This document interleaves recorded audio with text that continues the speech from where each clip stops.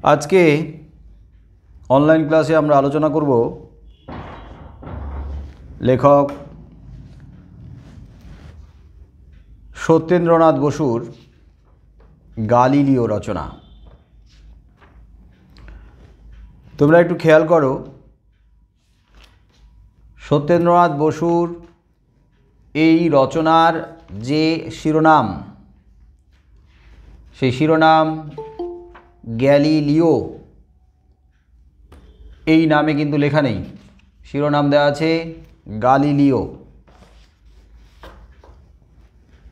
কি দেখতে পাওয়া গেছে? হ্যাঁ স্যার। তো গালিলিও এটাই কিন্তু ঠিক লেখা আছে। আমরা যে নাম শুনে অভ্যস্ত সে নাম হলো গ্যালিলিও। আমরা গালিলিও এই নাম শুনে অভ্যস্ত নই, কিন্তু এই প্রবন্ধের নাম, এই রচনার নাম গালিলিও, তাই আমাদের লেখার সময় গালিলিও এই শিরোনামটাই লিখতে হবে, বলার সময় উচ্চারণ করতে হবে গালিলিও। আসলে গ্যালিলিওর কথাই বলা হয়েছে, গ্যালিলিও গ্যালিলাইয়ের কথা বলা হয়েছে। সত্যেন্দ্রনাথ বসুর রচনা গালিলিও। সত্যেন্দ্রনাথ বসুর এই যে রচনা, এটি প্রথম প্রকাশিত হয়েছিল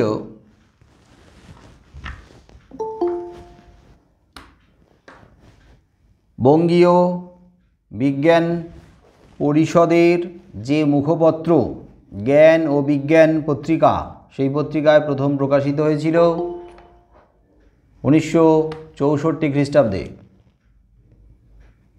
তোমরা একটু লিখে রাখতে পারো যে 1964 খ্রিস্টাব্দে প্রথম জ্ঞান ও বিজ্ঞান পত্রিকায় প্রকাশিত হয়, পরবর্তীতে এটি অন্তর্ভুক্ত হয় সত্যেন্দ্রনাথ বসু রচনা সংকলনের মধ্যে।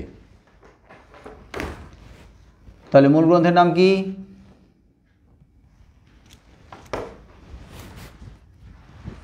সত্যেন্দ্রনাথ বসু রচনা সংকলন। শোনা যাচ্ছে? একটু লিখে নাও, সত্যেন্দ্রনাথ বসু রচনা সংকলন এই গ্রন্থের মধ্যে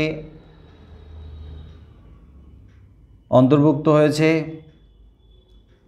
আর এই গ্রন্থের জীবন কথা বলে একটা অংশ রয়েছে, যে জীবন কথা অংশে মোট দেশ বিদেশের 11 জন বিজ্ঞানীর জীবনী, সংক্ষিপ্ত জীবনী সম্পর্কে উপস্থাপন করা হয়েছে।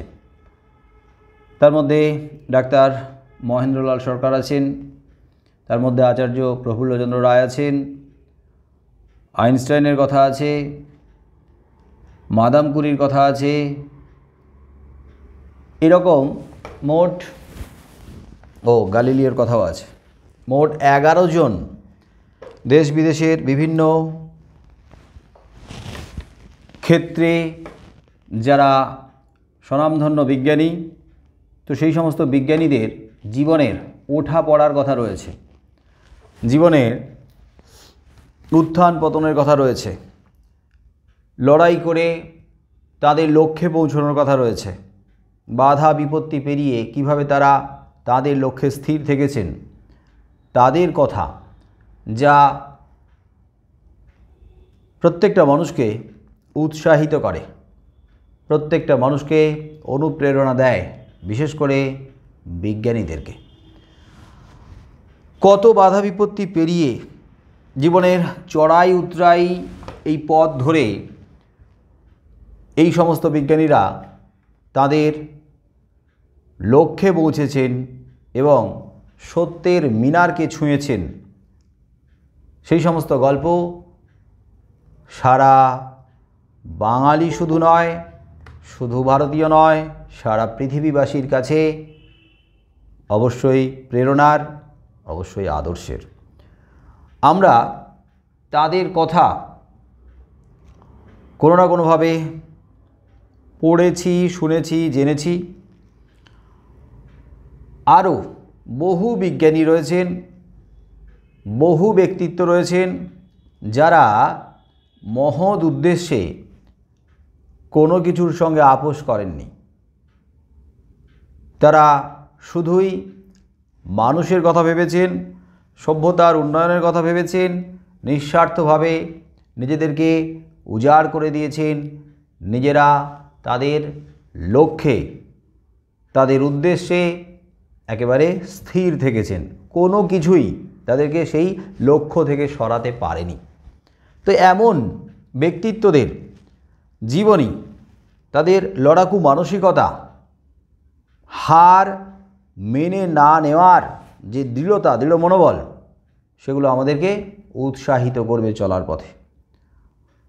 জীবনের ক্ষেত্রে, কর্মক্ষেত্রে, এমনকি নিত্য নতুন উদ্ভাবনের ক্ষেত্রে আমাদেরকে অনুপ্রেরণা যোগাবে। তো এইরকমই 11 জন বিজ্ঞানীর মধ্যে গালিলিও অর্থাৎ গ্যালিলিও গ্যালিলেই, যিনি ষোড়শ শতাব্দীর সময়কালের বিজ্ঞানী, তার সেই সময় প্রচণ্ড পরিশ্রম, শারীরিক এবং মানসিক জোর, একদিকে সমাজ, একদিকে রাষ্ট্র, অন্যদিকে তিনি একা একেবারে অকুল সমুদ্রে সাঁতার কাটার মতো। ওই রকম সময় দাঁড়িয়ে একজন ব্যক্তি হার না মানা মানসিকতা নিয়ে যেভাবে মাথা তুলে দাঁড়িয়েছেন, সত্যের জন্য যেভাবে লড়াই করে গেছেন, অন্ধবিশ্বাস কুসংস্কারকে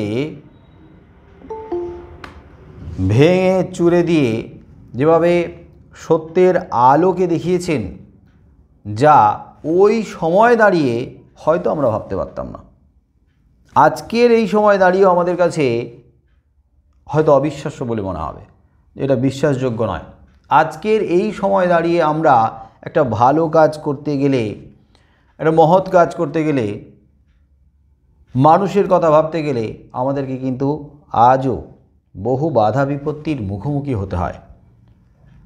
আর আজ থেকে এতগুলো শতাব্দী আগে ওই সময়ের সমাজ পরিবেশে দাঁড়িয়ে, ওই সময়ের যুগ পরিবেশে দাঁড়িয়ে একজন মানুষকে ঠিক কতখানি লড়তে হবে এবং সেই লড়াইটা জেতা যে কতখানি কঠিন, প্রায় অসম্ভব, এবং তিনি তা সম্ভব করে দেখিয়েছিলেন। যদিও শেষ দিকে, গ্যালিলিওর জীবনের শেষ দিকে আমরা দেখতে পাব যে গ্যালিলিওর করুণ পরিণতি, তার জীবনের যে করুণ পরিণতি, সেই করুণ পরিণতি আমাদেরকে সত্যি ব্যথিত করবে।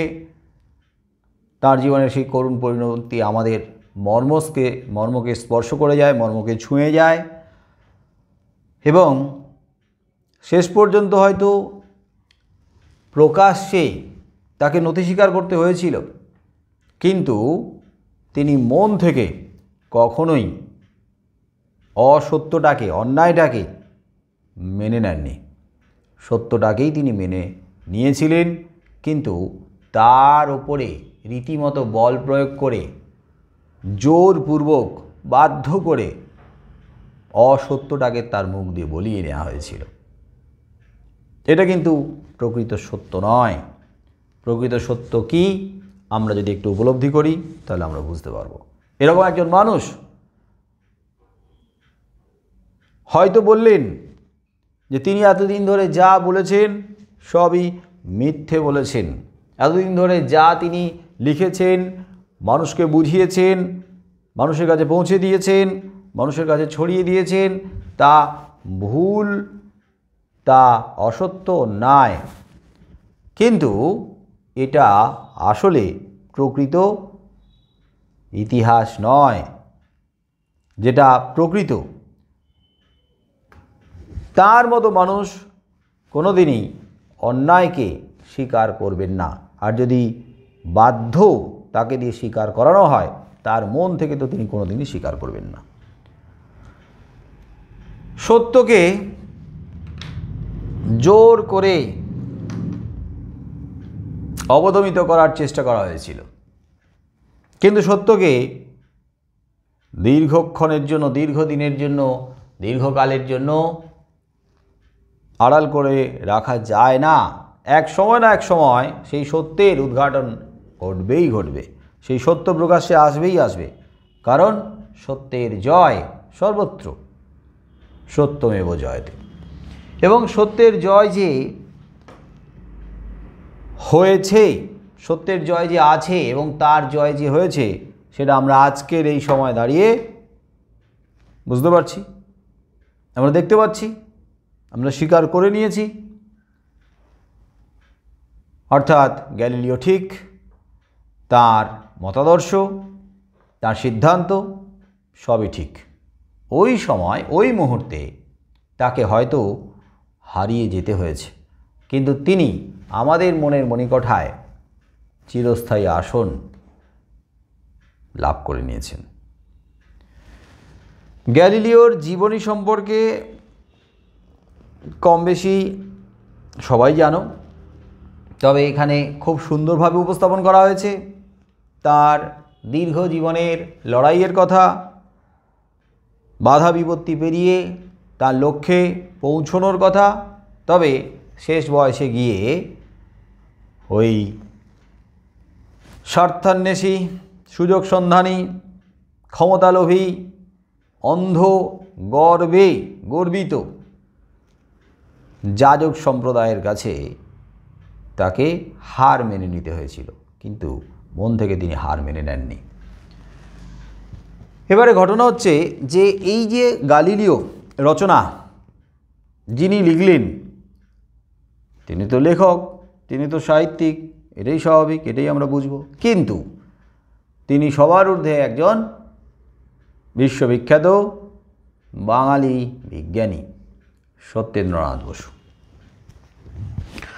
সত্যেন্দ্রনাথ বসু প্রসঙ্গক্রমে আমি আলোচনা করেছিলাম ক্লাস 10-এ বাংলা ভাষায় বিজ্ঞান পড়ানোর সময়, বোঝানোর সময়। মনে পড়ছে?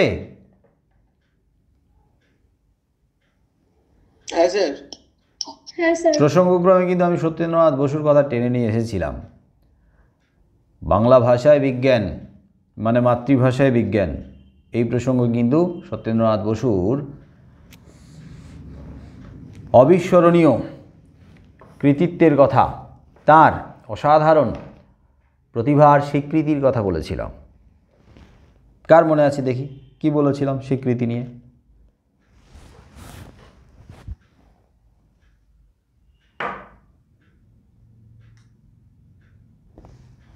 মনে নেই। সত্যেন্দ্রনাথ বসু এমন একজন বিস্ময়কর প্রতিভা, যিনি হিন্দু স্কুলে এন্ট্রান্স পরীক্ষায়, যেটা 1909 খ্রিস্টাব্দ, এন্ট্রান্স পরীক্ষায় অঙ্কে 100-র মধ্যে কত পেয়েছিলেন?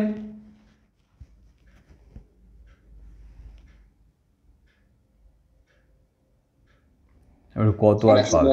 100-র মধ্যে 100ই পাবে ম্যাক্সিমাম। 100-র মধ্যে 110 পেয়েছিলেন। এবং তার এই প্রাপ্ত নম্বর সারা বিশ্বে স্মরণীয় হয়ে আছে, রেকর্ড হয়ে রয়েছে। তার মানে ঠিক কতখানি মেধা, এমন কি প্রতিভা যাকে 100-র মধ্যে 110 দেওয়া যেতে পারে?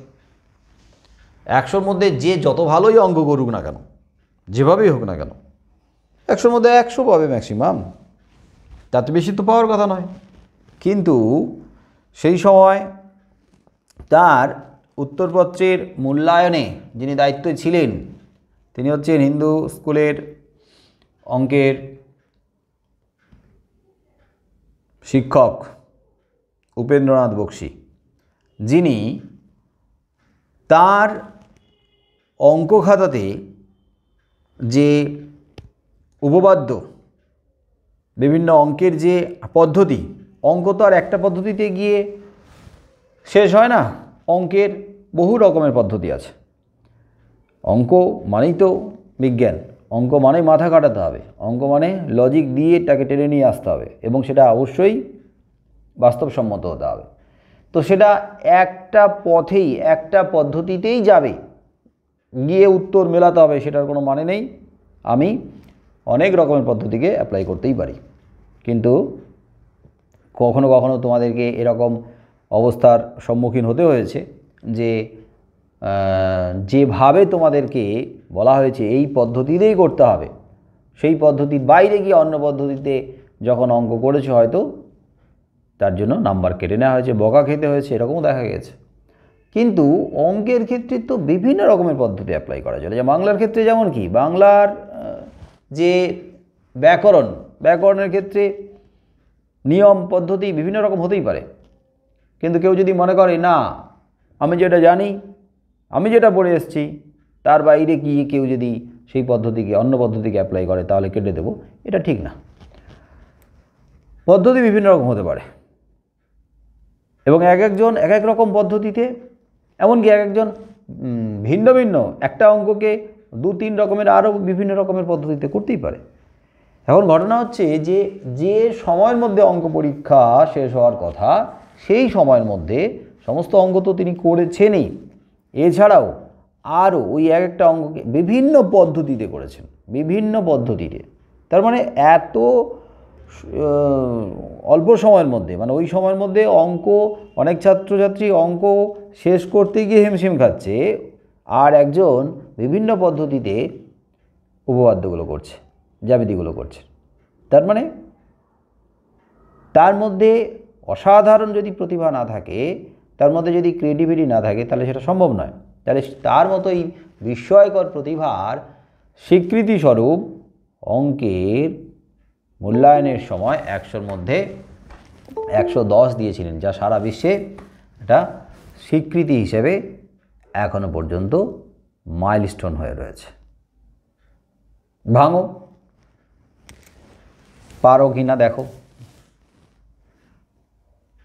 100-র মধ্যে 110কে ছাড়িয়ে যাওয়ার মতো সেই বিস্ময়কর প্রতিভা তোমাদের মধ্যে থাকতেই পারে। চেষ্টা, তার আগে অঙ্ককে ভালোবাসতে হবে, বিজ্ঞানকে ভালোবাসতে হবে। শুধু অঙ্ক বা বিজ্ঞানের কথা নয়, বিষয়কে ভালোবাসতে হবে। বিষয়কে যদি ভালো না বাসো তাহলে কি হবে? তাহলে 2 দিন পরে বোঝা বলে মনে হবে, তার উপর থেকে শ্রদ্ধা, ভক্তি, বিশ্বাস সব হারিয়ে যাবে, ভারী বলে মনে হবে যে কোনো সাবজেক্ট। আমি কিন্তু তোমাদেরকে এর আগেও অনেকবার ধরে বলেছি যে কোনো সাবজেক্টকে আগে ভালোবাসতে শেখো। সাবজেক্টটার প্রতি যদি তোমার টান তৈরি না হয়, ওই সাবজেক্টটার প্রতি যদি তোমার আগ্রহ না তৈরি হয়, তাহলে ওই সাবজেক্টটা মোটেও তোমার ভালো লাগবে না। তাহলে সেই আগ্রহ, সেই টান, সেই ভালো লাগাটা তৈরি করতে গেলে কীভাবে করা দরকার সেটাও বুঝতে হবে, সেটাও নিজেদেরকে ভাবতে হবে। আর আমার সাবজেক্টের ক্ষেত্রে তো আমি বলেছি, বাংলার ক্ষেত্রে ওই আগে 10 পর্যন্ত যেভাবে তোমরা পড়াশোনা করে এসছো, সেখান থেকে বেরিয়ে এসে একটু অন্যভাবে পড়াশোনা করতে হবে। তারপরে এই সিচুয়েশানে দাঁড়িয়ে তো পদ্ধতিটাকে একটু পাল্টাতে হবে, নাহলে বোর হয়ে যাবে, বোরিং লাগবে। আগে ভাববে, এক একটা চ্যাপ্টারের মধ্যে ডুববে এবং ডোবার পরে ওই চ্যাপ্টারের ভেতরে যে বিষয়টা আছে ওই বিষয়টাকে উপলব্ধি করবে, ওই উপলব্ধি করার পরে জীবনের সঙ্গে মেলাবে যে আমি কোথায় আছি, আমার লাইফে এর প্রয়োগটা কিভাবে হতে পারে। গ্যালিলিওর জীবনী আমি পড়ব কেন, এই প্রশ্নটা করতে থাকো। গ্যালিলিওর জীবনী আমি কেন পড়ব? তাহলে গ্যালিলিওর জীবনী পড়লে শুধু কি আমার ভালো লাগা তৈরি হবে? না, শুধু ভালো লাগা নয়, দরকারটাও বুঝতে হবে। গ্যালিলিওর জীবনীটা আমার জীবনের দরকারটা কোথায়? শুধু ভালো চাকরি পাওয়ার জন্যই বা পড়াশোনা করার জন্যই, ভালোভাবে পড়াশোনা করে বড় চাকরি পাবো, প্রতিষ্ঠিত হওয়ার জন্যই যে গ্যালিলিওর জীবনী তা নয়। জীবনের প্রতিটা ক্ষেত্রে লড়াই, এটা ভাবতে হবে। এটা বুঝতে হবে যে পড়াশোনার ক্ষেত্রেও কিন্তু প্রতিযোগিতা আছে, লড়াই করতে হচ্ছে। পরিবারের জীবনেও লড়াই, বাড়ির বাইরে গেলেও লড়াই, সংসার জীবনে যখন ঢুকবে তখনও লড়াই, কর্মক্ষেত্রে লড়াই, চারদিকে লড়াই করতে হবে, লড়াই করেই টিকে থাকতে হবে। আর দেখবে হাজার রকমের বাধা, হাজার রকমের বিপত্তি চলে আসছে, কত রকমের সমালোচনা, নিন্দা, কটূক্তি, ব্যঙ্গ, বিদ্রূপ, টোন টিটকিরি একবারে জেরবার করে দেবে। এখনও তোমরা সেরকম পরিস্থিতির মুখোমুখি হও মাঝে মাঝে, পাশ থেকে কিন্তু নানা রকমের কটূক্তি বক্রোক্তি চলে আসে। একটু ভালো কাজ করলে, একটু ভালোভাবে এগোলে, কেউ ভালো পড়াশোনা করছে, কেউ হয়তো পড়া নিয়েই ডুবে রয়েছে, পড়াটাই ভালো লাগে, পড়া পাগল, পড়াটাকেই ভালোবাসে, পড়ার ভেতর থেকেই আনন্দ খুঁজে পায়, সারাক্ষণ বই নিয়ে ভাবছে, এক একটা পড়া নিয়ে ভাবছে। একটা চ্যাপ্টারে ঢোকার পরে এক একজন কী করে, লাইন ধরে গড়গড় গড়গড় করে পড়ে যায়, দেখা গেল কয়েক মিনিটের মধ্যে তার চ্যাপ্টার পড়া কমপ্লিট, কিন্তু সে কি বুঝলো না বুঝলো সেটা তার কাছে গুরুত্ব পায় না। আর এক একজন একটা চ্যাপ্টারে একটা লাইন পড়ে চুপ করে ভাবে, ওই লাইনটা ভাবতে ভাবতে অনেক সময় চলে যায়, আবার একটা লাইন পড়ে আবার ভাবে, আবার একটা লাইন পড়ে আবার ভাবে, পুরো চ্যাপ্টার শেষ করতে গিয়ে তার দেখা গেল সারা দিনই চলে যায়। কেন? কারণ সে তখন রিলেট করার চেষ্টা করছে যে ওই লাইনটার মধ্যে এমন শব্দগুলো রয়েছে, সেই শব্দগুলোর অর্থ, সেই অর্থগুলো আমার ক্ষেত্রে কোথায় কিভাবে আমি প্রয়োগ করতে পারি, বা প্রয়োগ আদৌ ইতিপূর্বে হয়ে গেছে কি না, আমি এটা নিয়ে কি করব, আমি এটা পড়বই কেন, আমার লাগবে কোথায়, এই রকম কেনর, হাজারো কেনর প্রশ্নগুলো করতে থাকে, তার উত্তরগুলো খুঁজে পাওয়ার চেষ্টা করে। আর এক একজন আছে জোরে জোরে চিৎকার করে করে পড়ে, সেটা হচ্ছে বড়দের চাপে। যদিও একটা বয়স পর্যন্ত সরব পাঠের প্রয়োজন ছিল, জোরে জোরে চিৎকার করে করে পড়া, উচ্চারণে জড়তা যাতে কেটে যায়, সাবলীলতা আসে, সুন্দর করে উচ্চারণ করতে পারে, তার জন্য জোরে জোরে পড়ার দরকার হয়। আবার সবসময় জোরে জোরে পড়লে পড়ার যে উদ্দেশ্য সেটা কিন্তু সফল হয় না, ব্যর্থ হয়। কখনো কখনো চুপচাপ পড়তে হয়, নীরব পাঠ, একটু পড়ে বোঝার জন্য কিন্তু ভাবতে হয়। আর যখনই তোমরা আস্তে আস্তে পড়তে থাকো, সারা শব্দ পায় না বড়রা, তখন কিন্তু ওই যে ধমক খেতে হয়, কিরে ঘুমিয়ে পড়লি নাকি, হ্যাঁ একদম। কোনো আওয়াজ আসছে না, কি ব্যাপার, মোবাইল নিয়ে নাকি অন্য জগতে চলে গেলি? পড়ার কোনো আওয়াজ পাচ্ছি না, তার মানে নির্ঘাত মোবাইলে ডুবেছে, বা হয়তো জানলা দিয়ে বেরিয়ে গেছে, পাখি হয়ে উড়ে বেড়াচ্ছে ভাবনার জগতে, কল্পনার জগতে। আবার জোরে জোরে চিৎকার করে পড়লে তখন গার্জিয়ানরা কিন্তু একটু নিশ্চিত হয়, মানে নিশ্চিন্ত, হ্যাঁ যাক বাবা জোরে জোরে পড়ছে, যাক পড়াশোনা করছে, কী কাজে কলা পড়ছে সেটা বড় কথা না, কিন্তু পড়াশোনা করছে এটা একটা বড় ব্যাপার। যে শোনা যাচ্ছে সাউন্ড, আওয়াজ আসছে, অতএব জেগে আছে, পড়াশোনা করছে। কিন্তু ওটা তো বাবা মাকে শোনানোর জন্য, এক অর্থে ওটা, ওই পদ্ধতিটা নিজেকে বোকা বানিয়ে রাখা, এক অর্থে বাবা মাকে বোকা বানানো, বড়োদেরকে বোকা বানানো, মানে ওই পদ্ধতি দিয়ে নিজেকেই বোকা বানানো, এবং তার ফলটা, মানে ক্ষতিকর ফলটা তুমি কিন্তু খুব শিগগির পাবে তোমরা। তাই বাবা মা কখন ঠেলা দেবে, কখন জোরে জোরে চিৎকার করে বলবে, তারপরে তোমরা তৈরি হবে, তারপরে তোমরা তোমাদের পড়ার ভেতরে আনন্দ খুঁজে পাবে, সেটা যেন না হয়। ক্লাস 11-এ পড়ো, যথেষ্ট ম্যাচিওর তোমরা, আর 11-এ যে সমস্ত চ্যাপ্টার আছে সেই সমস্ত চ্যাপ্টারগুলো ভাববার মতো, সেই চ্যাপ্টারগুলোকে নিয়ে ভাবতে হবে, সেই চ্যাপ্টারগুলোর ভেতরে ডুবতে হবে, সেই চ্যাপ্টারগুলোর ভেতরে যে আনন্দের রসটা আছে সেটাকেই উপলব্ধি করতে হবে, তার নির্যাসটাকে যতক্ষণ না পর্যন্ত আস্বাদন করতে পারছো ততক্ষণ কিন্তু ভালো লাগা তৈরি হবে না। গ্যালিলিও কিন্তু এরকমই একটা রচনা, যে রচনার মধ্যে আপাত দৃষ্টিতে আমাদের কি মনে হতে পারে, একজন মানুষের জীবনীতে কি আর রসকস আছে, একটা মানুষের জীবনীতে এমন কি ওখানে আনন্দের ভালো লাগার বিষয় আছে, কিন্তু আছে, লড়াই আছে, এবং যে লড়াইটা তোমরাও কিন্তু লড়ছো, এবং যে লড়াই আরও কঠিন হতে চলেছে, যত এগোতে থাকবে আরও কঠিন হবে লড়াই। আর যদি সেই লড়াইটা ব্যক্তি বিশেষের লড়াই হয় তাহলে হয়তো কম কষ্টের, কম যন্ত্রণার তুলনায় অতটা কঠিন নয়, কিন্তু সেই লড়াই যদি পুরো সিস্টেমের বিরুদ্ধে হয় তাহলে সেই লড়াইটা ভয়ঙ্কর লড়াই। আজকের হয়তো সেই লড়াইয়ে তুমি অনেককে পাশে পাবে, কিন্তু আজ থেকে কয়েকশো বছর আগে এমন একটা বড় লড়াই বা যুদ্ধ লড়তে হয়েছিল এক অর্থে গ্যালিলিওকে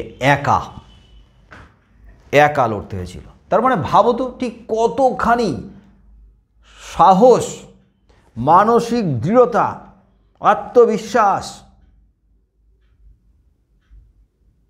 তার মধ্যে নিষ্ঠা, একাগ্রতা, লক্ষ্যকে স্থির করার মতো অনমনীয় মানসিকতা বা মনোবল ঠিক কতখানি থাকতে হবে।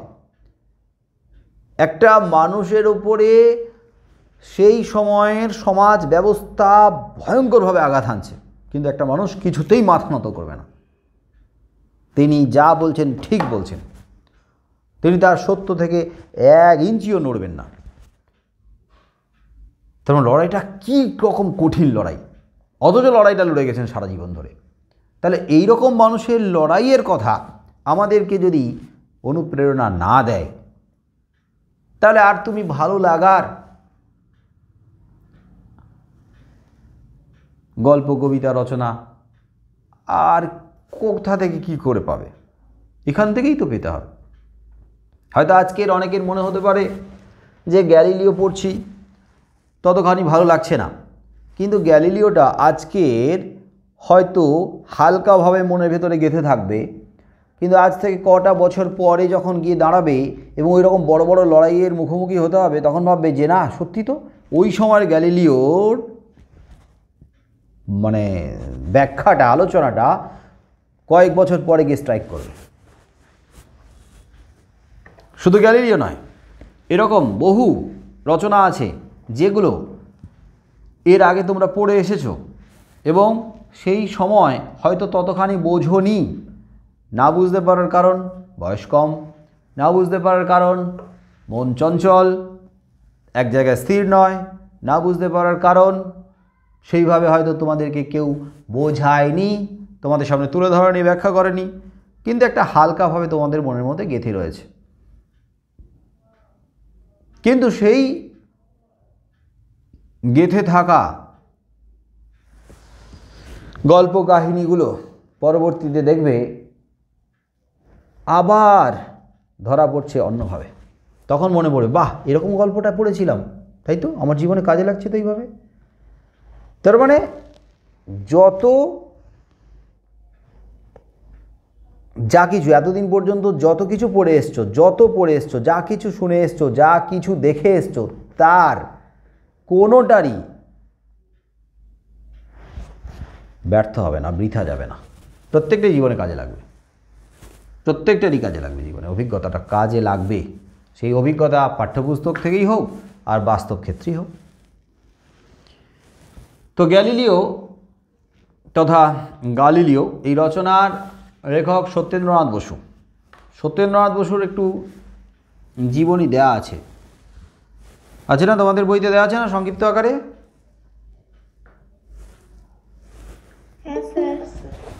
তো সত্যেন্দ্রনাথ বসুর জীবনীটা একটু আলোচনা পড়ছি আমি আগে, ওটা একটু শোনো।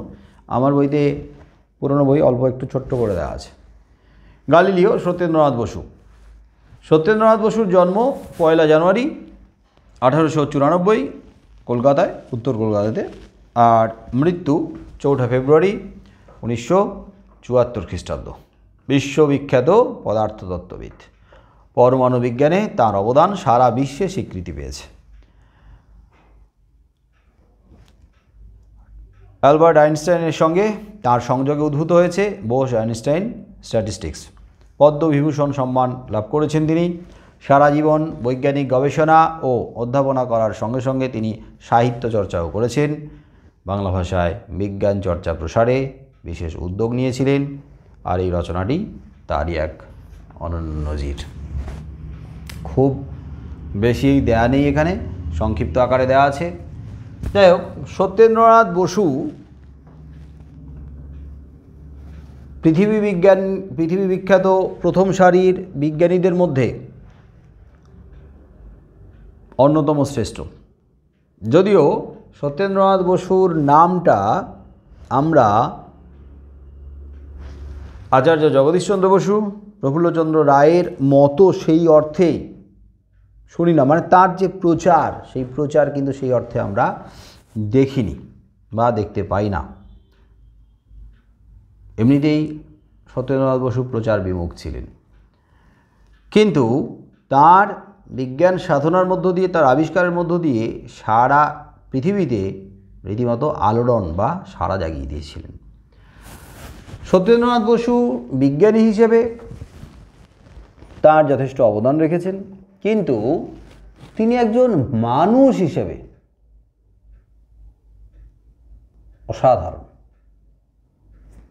তিনি একজন মানুষ হিসেবে মহৎ মানুষ, মানবিক। সত্যেন্দ্রনাথ বসুর কাছে মানুষ যেমন গুরুত্ব পেত, তেমনি গুরুত্ব পেত দেশ। তাই তার মধ্যে যে স্বদেশপ্রীতি, অকৃত্রিম স্বদেশপ্রীতি আর স্বাজাত্যবোধ বা জাতীয়তাবোধ তার মধ্যে প্রবলভাবে দেখা গিয়েছিল। সত্যেন্দ্রনাথ বসু তিনি সেইভাবে সরাসরি না হলেও পরোক্ষভাবে সেই সময় স্বাধীনতা সংগ্রামের কাজে যুক্ত ছিলেন। পরোক্ষভাবে বিভিন্ন যে বিপ্লবী সংগঠন ছিল, সেই সমস্ত সংগঠনের মানুষদের সঙ্গে তার যোগাযোগ ছিল, এবং দেশের কাজে তিনি নিয়মিত অর্থ সাহায্যও করতেন। তার উপার্জিত অর্থ থেকে একটা অংশ বন্যা ত্রাণের জন্য, বিভিন্ন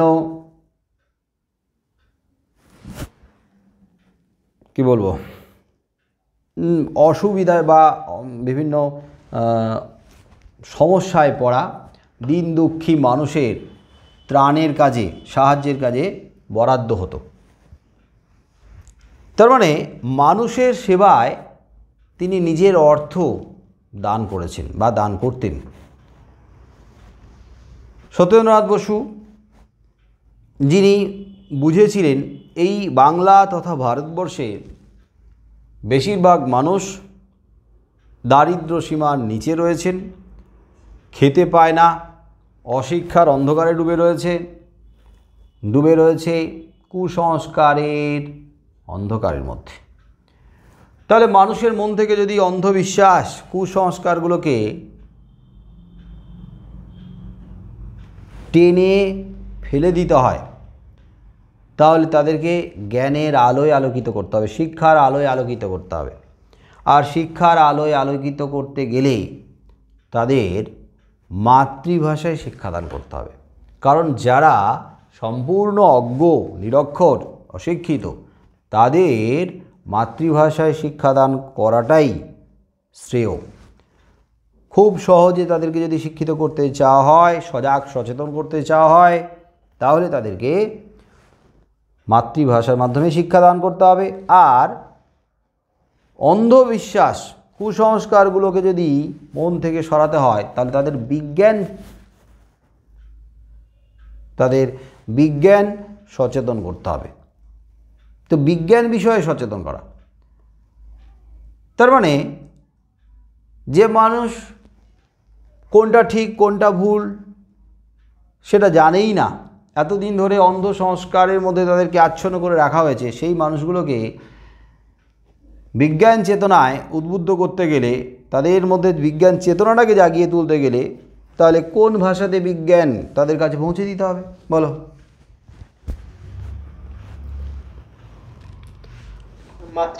মাতৃভাষার মাধ্যমে পৌঁছে দিতে হবে।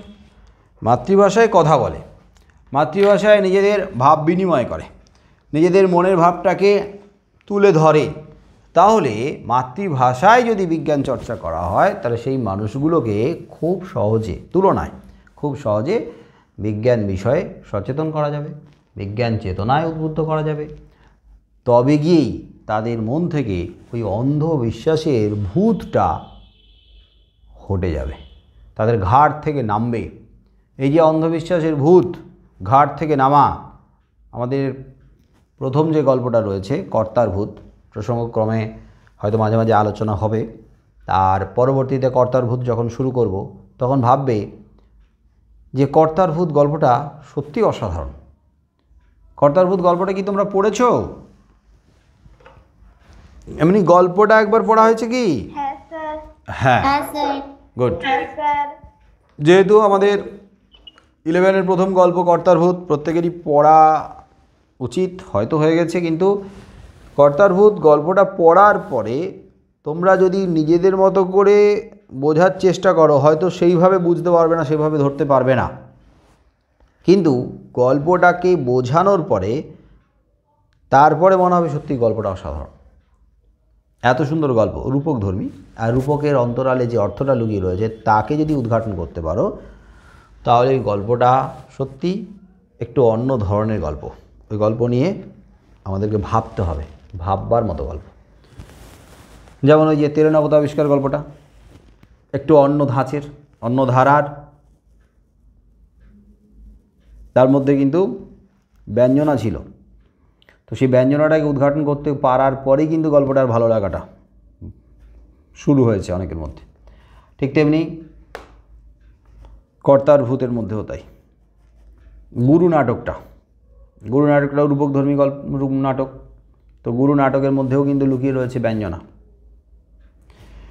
যাই হোক, তো সত্যেন্দ্রনাথ বসু উপলব্ধি করেছিলেন যে যে মানুষগুলো খেতে পায় না, যে মানুষগুলো অশিক্ষার অন্ধকারে ডুবে রয়েছে, সেই মানুষগুলোকে সজাগ সচেতন করতে গেলে তাদেরকে বিজ্ঞান বিষয়ে সচেতন করতে হবে, মানে বিজ্ঞান চেতনায় তাদেরকে উদ্বুদ্ধ করতে হবে, বিজ্ঞান চেতনাটা তাদের মধ্যে জাগিয়ে তুলতে হবে, এবং তার জন্য মাতৃভাষায় বিজ্ঞান চর্চা করতে হবে। আর মাতৃভাষায় বিজ্ঞান চর্চা করার ব্যাপারে যারা সমালোচনা করেছেন, যাদের ধারণা ছিল যে মাতৃভাষায় বিজ্ঞান চর্চা করলে ওটা বিজ্ঞান চর্চা হয় না, তো সেই সমস্ত নিন্দুক, সেই সমস্ত সমালোচকের জবাব তিনি এইভাবে দিয়েছেন যে যারা বলেন বাংলা ভাষায় বিজ্ঞান হয় না, আমাদের কাছে মাতৃভাষা বাংলা, তাই বাংলা ভাষার কথাই বলছে, বাংলা ভাষায় বিজ্ঞান হয় না, তারা হয় বাংলা জানেন না, নাহলে বিজ্ঞানই বোঝেন না।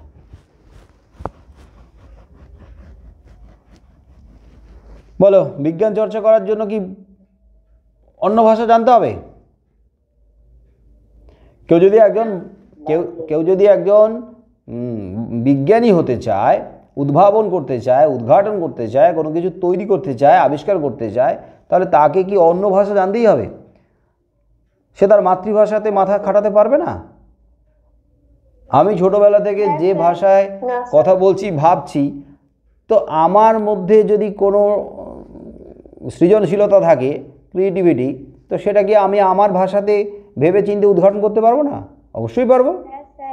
তবে হ্যাঁ, পাশাপাশি এটা মাথায় রাখতে হবে, যদি আরও নিজেকে তৈরি করতে হয়, আরও নিজেকে পরিপূর্ণ করতে হয়, আরও জানতে হয়, আরও সমৃদ্ধ করতে হয়, তাহলে কোন ভাষা জানা দরকার আছে?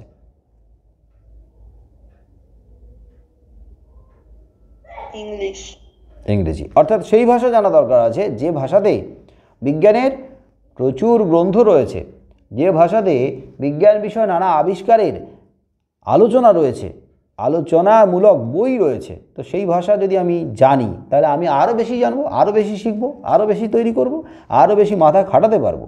কারণ বাংলা ভাষার মধ্যে তখন তো এত বিজ্ঞান বিষয়ক গ্রন্থ ছিল না। হ্যাঁ, আমি একটা নতুন কিছু ভাবলাম, নতুন কিছু আবিষ্কার করলাম, কোনো অন্য ভাষার কোনো গ্রন্থ না দেখে, না সাহায্য নিয়ে, ঠিক আছে, কিন্তু আমি যদি আরও জানতে চাই, আরও তৈরি হতে চাই, আরও আরও আরও মানুষকে জানাতে চাই, মানুষকে আরও বেশি করে সজাগ সচেতন করতে চাই, তাহলে আরও আমি নিজেকে তৈরি করব। সেই তৈরি করাটা শুধুমাত্র বাংলার মধ্যে যত গ্রন্থ আছে সেখান থেকে সাহায্য নিয়ে হয়তো সম্ভব নয়। আরও জানার জন্য সারা বিশ্বে বিভিন্ন রকমের আবিষ্কার, উদ্ঘাটন, উদ্ভাবনগুলো নিয়ে জানতে হবে, পড়তে হবে। তার জন্য সেই ভাষার বই, যে ভাষাতে এত গ্রন্থ রয়েছে, সেটা জানতে হবে। তাই তোমাদের এই মুহূর্তে দাঁড়িয়ে বাংলা ভাষাটাকে যেমন গুরুত্ব দিতে হবে, বাংলা ভাষাতেই যেমন চর্চাটা করতে হবে, তেমনি পাশাপাশি কিন্তু ইংরেজিটাকে গুরুত্ব দিতেই হবে, দিতেই হবে। না হলে প্রথমেই তোমাদেরকে বাইরে গিয়ে কয়েক মাস তো হাবুডুবু খেতেই হবে, যদি ইংরেজিতে তোমরা ততটা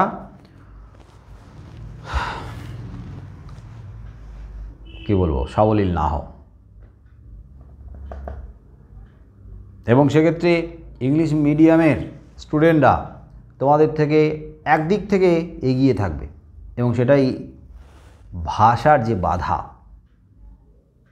এটাতে এগিয়ে থাকবে। সর্বভারতীয় বা সারা বিশ্বের ক্ষেত্রে তোমরা পিছিয়ে থাকবে ভাষার কারণে। কিন্তু ভাষাটাকে যদি রপ্ত করে নিতে পারো, একে তো মাতৃভাষা, সেটা তো আমরা ছোটোবেলা থেকেই ভালোই বলতে পারি, ভালোই বুঝি, ভালোই মাথা খাটাতে পারি, তাহলে ওই মাথা আমাদের আছে। তাহলে বাধাটা কোথায়? না অন্য ভাষার বাধা। তো অন্য ভাষার বাধার বা তার যে ব্যারিকেড, সেটাকে ভেঙে ফেলো, রীতিমতো চর্চা শুরু করে দাও। যে হারে আমরা বাংলার জন্য সময় দিই, যে হারে আমরা বাংলাটাকে নিয়ে চর্চা করি, তার থেকে 4 ভাগের 1 ভাগও যদি আমরা দিই ইংরেজির ক্ষেত্রে, তাহলেও ইংরেজি অনেক ভালো আমরা শিখতে পারবো, শিখে নিতে পারবো। কিন্তু সেই সময়টা আমরা দিই না। প্রথম থেকেই আমাদের মধ্যে, অনেকের মধ্যে একটা জড়তা তৈরি হয়ে গেছে ইংরেজিকে নিয়ে, একটা ভয় ভীতি তৈরি হয়ে গেছে। তার জন্য আমাদের এই ভয় থেকে বেরিয়ে আসতে অনেকটা সময় লেগে যায়। আর ছোটোবেলা থেকে ইংলিশ মিডিয়াম স্টুডেন্টরা তো ভুল ভাল বললেও বলতে বলতে বলতে বলতে ওরা তাদের জড়তা, ওরা তাদের যে ওই কী বলবো ভয়টা, ওটা কাটিয়ে ফেলেছে। কিন্তু আমাদের বাংলা মাধ্যমের ছাত্রছাত্রীদের অনেকের ভয় এখনও পর্যন্ত থেকে গেছে। না জানি বাবা, যদি ভুল হয়ে যায় বলতে গিয়ে, যদি কেউ কিছু ভাবে, যদি আমরা যদি গ্রামাটিক্যালি কোনো মিস্টেক করে ফেলি, এরকম নানান রকমের ভাবনা আমাদেরকে পিছিয়ে রাখে। আর যে যা খুশি ভাবে ভাবুক, ভুল ভাল বলা শুরু করো, বলতে বলতে বলতে বলতে দেখবে কটা মাসের মধ্যে এমনভাবে ফ্লুয়েন্টলি তুমি ইংলিশ বলছো, কেউ ধারে কাছে দাঁড়াতে পারবে না। আর আমাদের বাংলা মাধ্যমের ছাত্রছাত্রীরা কিন্তু বিরাট বড় বড় জায়গাতে, বিভিন্ন জায়গাতে রয়েছে। কারণ বাঙালির মাথা রে বাবা, বাঙালির মাথা সারা বিশ্বে বিক্রি হয়, জানো তো তোমরা?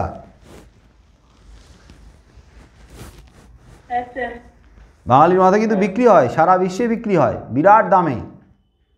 হ্যাঁ স্যার। কারণ বাঙালি হচ্ছে ভাবতে পারে, বাঙালি হচ্ছে বিশ্লেষণ করতে পারে,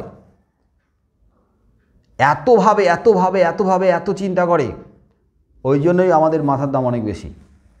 আমাদের মাথা কিন্তু কিনে নেয় ইউরোপ, আমেরিকা, বাঙালির মাথা কিনে নেয়, কিন্তু বিশাল বিশাল অফার দিয়ে বাঙালির মাথাকে কিনে নিচ্ছে।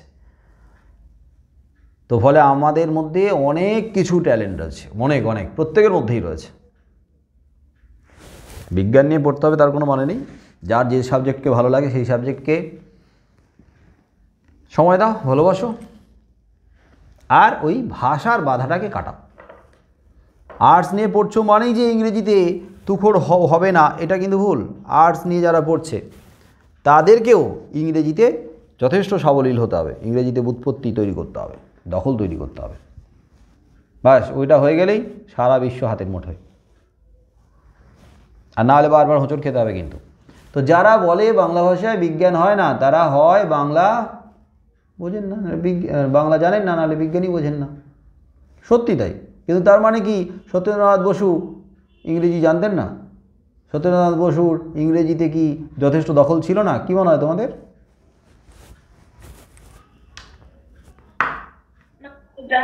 জানতো, জানতেই হবে, জানতেই হবে। কারণ ইংরেজি কনফিডেন্সের কারণ, আত্মবিশ্বাসী যদি হতে চাও তাহলে ইংরেজিটাকে একবার হাতের মুঠোয় নিয়ে আসো, কেউ আর ধার কাছে দাঁড়াতে পারবে না।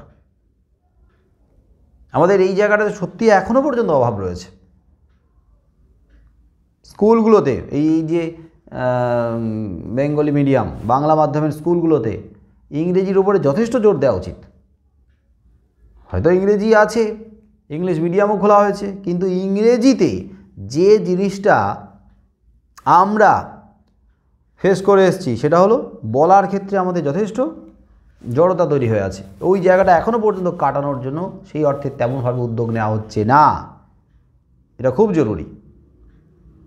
যারা বাড়িতে ছেলেমেয়েদেরকে একটু ইংরেজিতে গাইড টাইড দিয়ে চেষ্টা করা হচ্ছে, তারা একটু বেরোচ্ছে, কিন্তু সেই অর্থে কিন্তু হচ্ছে না। ইনস্টিটিউটগুলোতে হচ্ছে না, প্রতিষ্ঠানগুলোতে হচ্ছে না। যদি হতো তাহলে আমাদের মধ্যে এতটা ভয় ভীতি থাকতো না।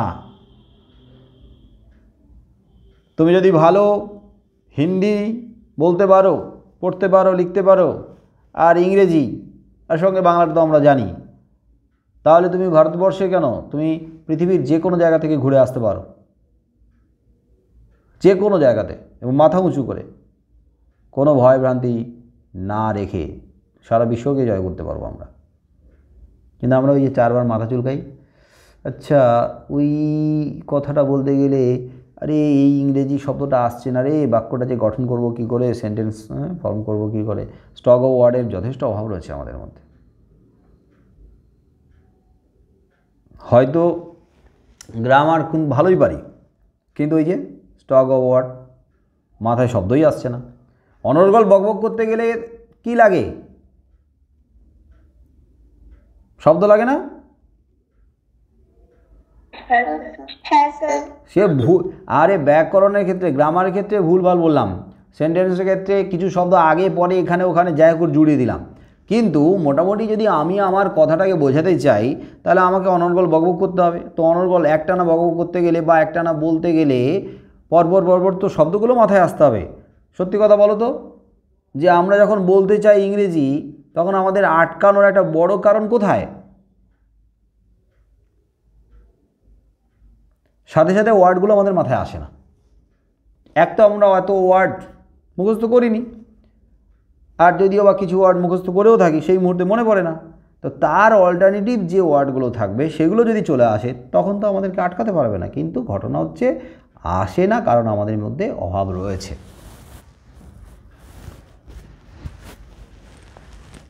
তাহলে সারা বাংলার মানুষকে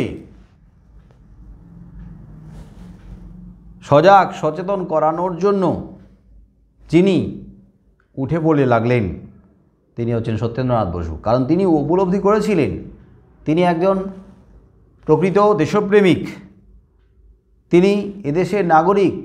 চোখের সামনে তিনি দেখছেন মানুষগুলোর দুরবস্থা, মানুষের উপরে অত্যাচার, শোষণ। তো তা দেখে তার হৃদয় কেঁদে উঠেছে, কারণ তিনি মানবিক, তিনি একজন বিজ্ঞানী, কিন্তু তার ঊর্ধ্বেও তিনি একজন মানুষ, মানবিকতা সম্পন্ন মানুষ। এবং সেই জায়গা থেকে বিজ্ঞানের গবেষণার পাশাপাশি তিনি তাকে ছড়িয়ে দিতে চেয়েছেন সর্বসাধারণের মধ্যে। আর সেই কাজটা করতে গিয়ে তার বাংলা ভাষায় লেখালেখির বা চর্চা শুরু। তিনি সেই সময় দুটো বিখ্যাত সাহিত্য পত্রিকা সবুজপত্র আর পরিচয়, এই দুটো পত্রিকার সঙ্গে যুক্ত ছিলেন। এই পত্রিকাতে তিনি লেখালেখিও করেছেন। তার মতো ব্যক্তির মহৎ অবদানের জন্য তাকে উদ্দেশ্য করে রবীন্দ্রনাথ ঠাকুর লিখেছিলেন বিশ্ব পরিচয় নামক বিজ্ঞান বিষয়ক গ্রন্থ, উৎসর্গ করেছিলেন তিনি। তাহলে এমন একজন বিজ্ঞানী, সাহিত্যিক, মহান মানব, তিনি শুধু যে বিজ্ঞানের ক্ষেত্রে নিজের অবদান রেখেছেন তা নয়, তিনি যেমন একজন মেধাবী ছাত্র ছিলেন, ঠিক তেমনি তিনি একজন ভালো খেলোয়াড় ছিলেন। মানে তিনি খেলাধুলা খুব ভালোভাবে খেলাধুলা করতে পারতেন। স্কুল কলেজ লেভেলে কিন্তু তিনি ক্রিকেট খেলতেন, ক্রিকেট, ব্যাডমিন্টন, খেলাধুলাতে তুখোড় ছিলেন। গান বাজনা করতেন, শিল্প সাহিত্য সংস্কৃতি চর্চা করতেন। যেমন বোঝো, শুধুমাত্র বিজ্ঞান নিয়ে পড়ছি বলেই আর অন্য কিছু করা যাবে না, এটা কিন্তু ভুল ধারণা। পাশাপাশি নিজের ভালো লাগার জন্য, নিজের মনের খিদে মেটানোর জন্য, নিজের মনের মধ্যে যে আকাঙ্ক্ষা সেটাকে মেটানোর জন্য পাশাপাশি কিন্তু মানুষকে শিল্প সাহিত্য সংস্কৃতির সঙ্গে যুক্ত থাকতে হয়, খেলাধুলার সঙ্গেও যুক্ত থাকতে হয়। কারণ খেলাধুলা যা আমাদের স্বাস্থ্যটাকে মজবুত করবে, তৈরি করবে।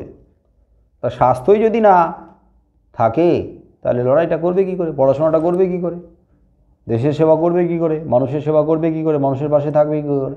আলটিমেটলি নিজের প্রতিষ্ঠার জন্য কিন্তু নিজের স্বাস্থ্যটাকে ভালো রাখার দরকার হয় লড়াই করার জন্য। তাই খেলাধুলা এটা দরকার, মাঠ এটা একটা বড় গুরুত্ব পাবে জীবনে। যে যেমন করে পারো, খেলাধুলা খুব ভালো পারো না তার মানে মাঠে যাবে না এটা নয়। খেলাধুলা খুব ভালো জানতে হবে, পারতে হবে, তার কোনো মানে নেই। কিন্তু মাঠে যাওয়াটা, রোজ মাঠে যাওয়া চাই। এখন এই পরিস্থিতিতে আমরা মাঠে যেতে পারছি না, কিন্তু মাঠে যাওয়ার জন্য কেউ যদি আধ ঘন্টা 1 ঘন্টা সময় রাখে, তার সারা দিন একেবারে ঝরঝরে দারুণ গতি নিয়ে এগোবে। আর সঙ্গে হয় গান বাজনা, না হলে লেখালেখি, না হলে ছবি আঁকা, হ্যাঁ, না হলে নাচ, কোনো না কোনো একটা শিল্প সাহিত্য সংস্কৃতিকে অংশ করো, জীবনের পার্ট করে নাও। শুধু পড়তে পড়তে পড়তে পড়তে তো আধমরা হয়ে যাবে না, তখন কোথা থেকে আনন্দ পাবে? একটা মেন্টাল রিফ্রেশমেন্ট দরকার নেই? গান করতে হবে এবার, মানে নেই, গান শোনো।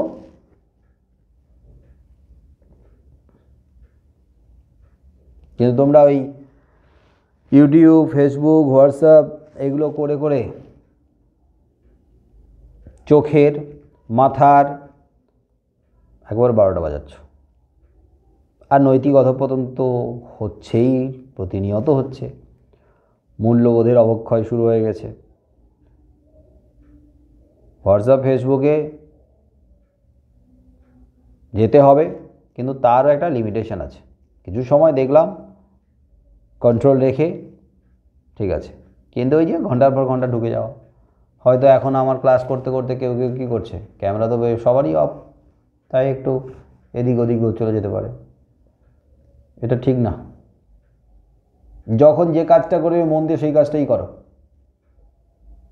যখন মোবাইল দেখবে, মোবাইলটাই দেখবে মন দিয়ে। খেলাধুলা করবে, খেলাধুলাটাই করবে মন দিয়ে। পড়াশোনাটা করছো যখন, পড়াশোনাটাই মন দিয়ে করো।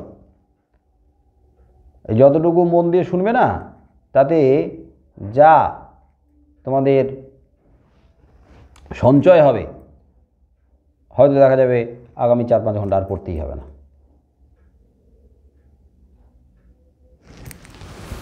তো যেখানে ছিলাম আমরা সত্যেন্দ্রনাথ বসুর গালিলিও এই রচনাতে ছিলাম।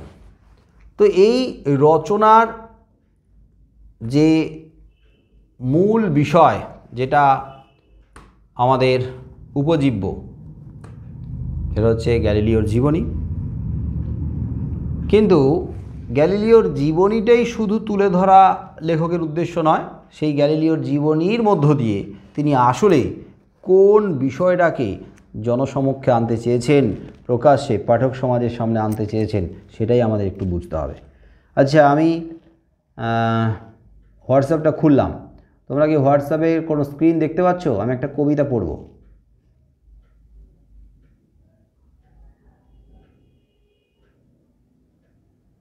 স্ক্রিন শেয়ার করো, তাহলে দেখা যাবে না। ও, দেখা যায় না? না, না। আচ্ছা, দরকার নেই, আমি এমনি পড়ছি, একটু শোনো। হয়তো তোমাদের এই কবিতা আগে শোনা আছে। কবিতার নাম রাস্তা কারো একার নয়। আমি এই রচনা বোঝানোর প্রসঙ্গে এই কবিতাটা আনছি, কারণ কবিতার যে মূল বিষয় সেটা কিন্তু এই রচনারও মূল বিষয়। রাস্তা কারো একার নয়, এটা একটু ভালো করে উপলব্ধি করবে, বোঝার চেষ্টা করবে। রাস্তা কারো একার নয়, বীরেন্দ্র চট্টোপাধ্যায়ের কবিতা। কবি বীরেন্দ্র চট্টোপাধ্যায়। ধর্ম যখন বিজ্ঞানকে বলে রাস্তা ছাড়ো,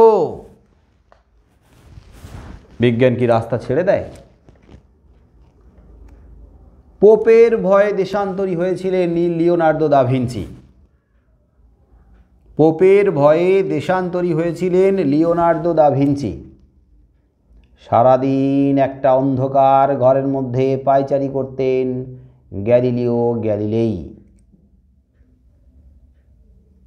সারাদিন একটা অন্ধকার ঘরের মধ্যে পায়চারি করতেন গ্যালিলিও গ্যালিলেই। আমি এক একটা লাইন দুবার করে বলছি যাতে বুঝতে সুবিধা হয়। তাকে পাহারা দেওয়ার জন্য বসে থাকতো একজন ধর্মের পেয়াদা। কাকে? না, গ্যালিলিও গ্যালিলেইকে। তাকে পাহারা দেওয়ার জন্য বসে থাকতো একজন ধর্মের পেয়াদা, যার চোখের পাতা বাতাসেও নড়ত না। সেই ধর্মের পেয়াদার চোখের পাতা বাতাসেও নড়ত না। এইভাবে তাকিয়ে থেকে পাহারা দিত। বিজ্ঞান কি তখন থেমেছিল? বিজ্ঞান কি তখন থেমেছিল? না। ওই যে ধর্ম যখন বিজ্ঞানকে বলছে এই রাস্তা ছাড়ো, ধর্ম বিজ্ঞানকে বলছে রাস্তা ছাড়ো, আমার রাস্তা থেকে হাঁটো, বিজ্ঞান কি তখন রাস্তা ছেড়েছিল? বিজ্ঞান কি তখন থেমেছিল? তীর্থের পাণ্ডাদের হই হই। তীর্থক্ষেত্রে মন্দিরের সামনে টামনে আমরা পাণ্ডাদেরকে দেখি না, পাণ্ডা পাণ্ডা। পুরীর জগন্নাথ মন্দির, ওখানে পাণ্ডারা আছে, পাণ্ডাদের ভিড়। তারপরে তারকেশ্বর, দক্ষিণেশ্বর, কালীঘাট, বিভিন্ন জায়গায় পাণ্ডাদের দেখা যায়। কিন্তু পাণ্ডা গিয়ে পৌঁছানোর সাথে সাথে কী করে? টানা হিচড়া শুরু করে দেয়। এদিকে এসো, এদিকে এসো, কম টাকায় পুজো করে দেবো, ওদিকে এসো, এদিকে এসো, কম টাকায় পুজো করে দেবো বলেই এরকমভাবে দুই হাত ধরে দুই দিকে দুই পাণ্ডা টানা হিট করে টানা হিচড়া করতে থাকে।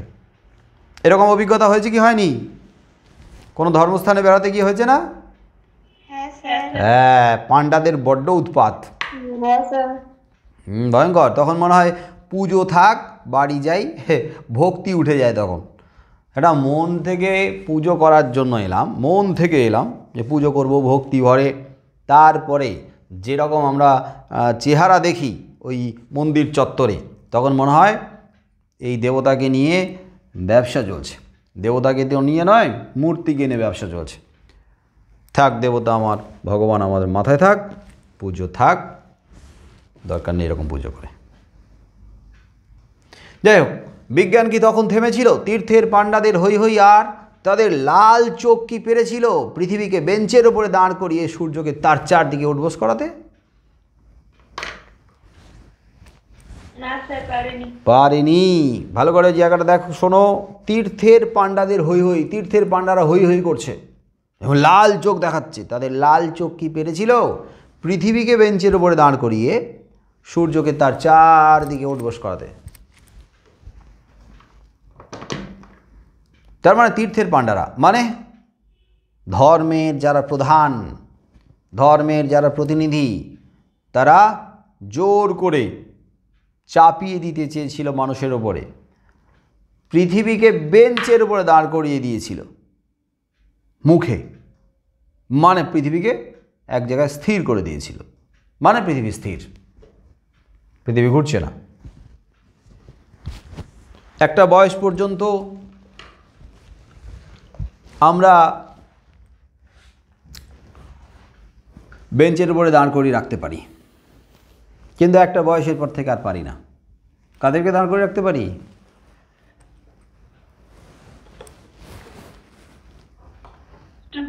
হ্যাঁ, ভয় তারা বেঞ্চের উপরে দাঁড়ায়, কান ধরে দাঁড়িয়ে যায়, নীল ডাউন করিয়ে দেওয়া যায়, ক্লাসের বাইরে বের করে দেওয়া যায়, অপমান করা যায়, মারধর করা যায়, তারা সহ্য করে নেয়।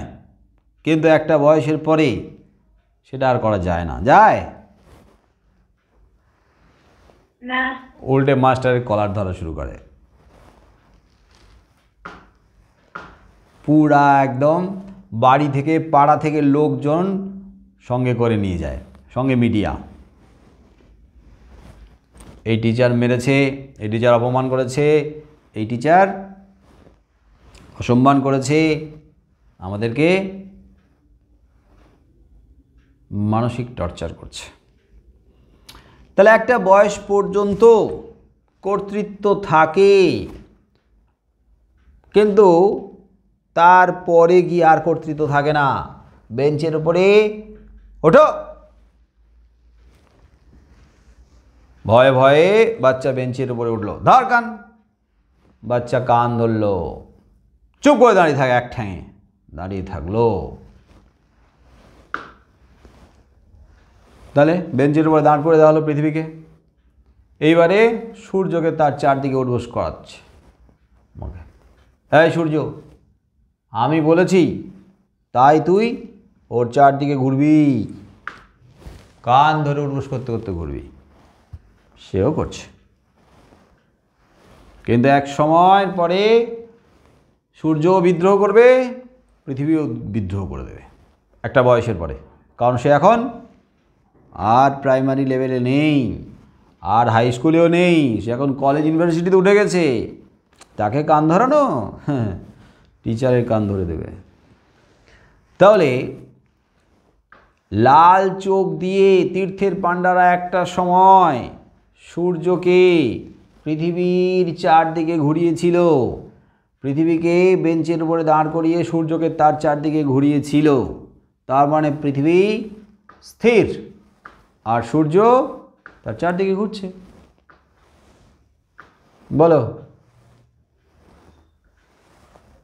এই যে পৃথিবী স্থির এবং সূর্য তার চারদিকে ঘুরছে, এই তথ্য প্রথম কে দিলেন?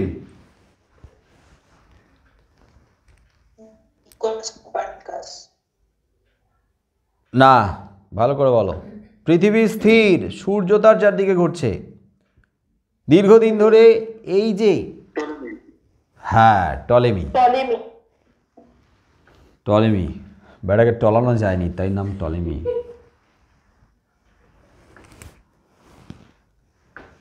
টলেমি প্রখ্যাত গ্রিক জ্যোতির্বিদ, ভৌগোলিক এবং গণিতজ্ঞ, যার প্রচুর গ্রন্থ একটা সময় ইউরোপ আর আরব দেশগুলোতে একেবারে অকাট্য অব্যর্থ বলে ভাবা হতো এবং জনপ্রিয়তার সঙ্গে বহুদিন ধরে চলেছে।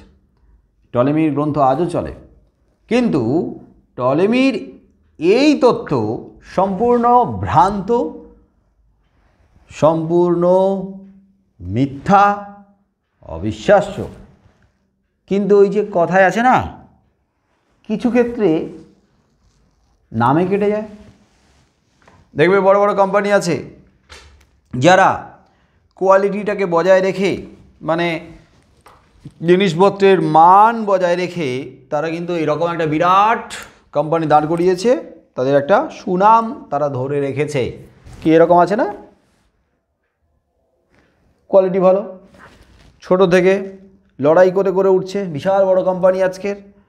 আর মানুষের বিশ্বাসযোগ্যতা অর্জন করে নিয়েছে যে এই ব্র্যান্ডের জিনিস মানে আমরা চোখ বন্ধ করে কিনে নিয়ে আসি, কারণ এই ব্র্যান্ডের জিনিস এতদিন ধরে ভালো মানের হয়েছে, আমরা কিনে নিয়ে আসি। কিন্তু তার মধ্যে কখনো যদি একটু সস্তা দরের গোজামিল দেওয়া জিনিস চালিয়ে দেওয়া হয়, তাহলে ওই নামে কিন্তু প্রথমে কেটে যায়। কি যা বললাম বুঝতে পারলে? নামে কেটে যায় না? মানে মানুষের কোয়ালিটি নিয়ে বোঝার আগেই কিন্তু তারা কিনে নেয়। তো কারণ চোখ বন্ধ করেই তো বিশ্বাস করছি আমরা। এই যে কয়েকদিন আগে কিন্তু মধু নিয়ে কিন্তু খবরে শিরোনামে চলে আসছিল, মধু, খাঁটি মধু নিয়ে। বড় বড় কোম্পানিগুলোর, আমরা তো চোখ বন্ধ করে খাই না বিভিন্ন কোম্পানির মধু,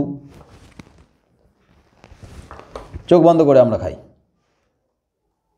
কিন্তু মাঝখানে প্রশ্ন তোলা হলো যে মধুগুলোর যে খাঁটিত্ব বিচার করা হয়, কিছু কিছু কোম্পানি সেই খাঁটিত্ব বজায় রাখতে পারেনি, প্রশ্ন তুলে দিয়েছে, তাতে নাকি চিনি মেশানো হচ্ছে। তা আমরা তো বাবা বড় বড় ভালো ভালো ব্র্যান্ডের কোম্পানির, মধু খাই নিয়ে এসে দাম দিয়ে যথেষ্ট, তো চোখ বন্ধ করে আমরা কি ওগুলোকে বিচার করতে যাব, যাচাই করতে যাব? সেটা তো আমাদের দ্বারা সম্ভব নয়। তাহলে এতদিন কী করেছে? ওই নাম কামিয়েছে, ওই নামে কেটে যাচ্ছিল। তো এতদিন ধরে যারা নাম কামিয়েছে তাদের মধ্যে একজন কে? টলেমি, যার গ্রন্থ ইউরোপ আরবের দেশগুলোতে রীতিমতো বিশ্বাসযোগ্যতার সঙ্গে পড়ানো হয়। তার মানে টলেমি যখন বলছে তখন ঠিকই বলছে। এরকমভাবে দীর্ঘদিন ধরে চলে আসছে টলেমির এই বিশ্ববিন্যাস তত্ত্ব, এবং সেটা চলে আসছে টলেমির জন্ম যীশুখ্রিস্টের জন্মের আগে, খ্রিস্টপূর্ব 2য় শতকে। তার মানে যীশুখ্রিস্টের জন্মের আগে থেকে এই ধারণা চলে আসছে যে পৃথিবী কিন্তু স্থির আর সূর্য তার চারদিকে ঘুরছে। কিন্তু এটা যে ভুল, সেই ভুল প্রমাণ সাপেক্ষ, কিন্তু প্রমাণ করতে পারেনি অনেকেই। কিন্তু অনেক প্রাচীন অনেক বিজ্ঞানী যারা এই টলেমির তত্ত্বের বিরুদ্ধে, তারা তাদের সিদ্ধান্ত জানিয়েছিলেন যে সূর্য কিন্তু স্থির, পৃথিবী তার চারদিকে ঘুরছে, কিন্তু তা গ্রাহ্য হয়নি। তার কারণ তারা সেভাবে যুক্তিসঙ্গতভাবে সেইভাবে পৌঁছাতে পারেনি, মানে প্রমাণ দিতে পারেনি। এবং সেই কাজে পরবর্তীকালে সেই কাজে গ্যালিলিওর জন্মের প্রায় বোধ হয় 30-35 বছর আগে কোপার্নিকাসের মৃত্যু হয়েছে। তার মানে গ্যালিলিওর জন্মের আগেই কোপার্নিকাস। তো কোপার্নিকাস অঙ্ক কোষে, কোপার্নিকাস কোথাকার বিজ্ঞানী? পোল্যান্ডের। অঙ্ক কোষে তিনি যুক্তিগ্রাহ্য করে দেখিয়েছিলেন যে পৃথিবী ঘুরছে, পৃথিবী স্থির নয়, সূর্য স্থির। সূর্য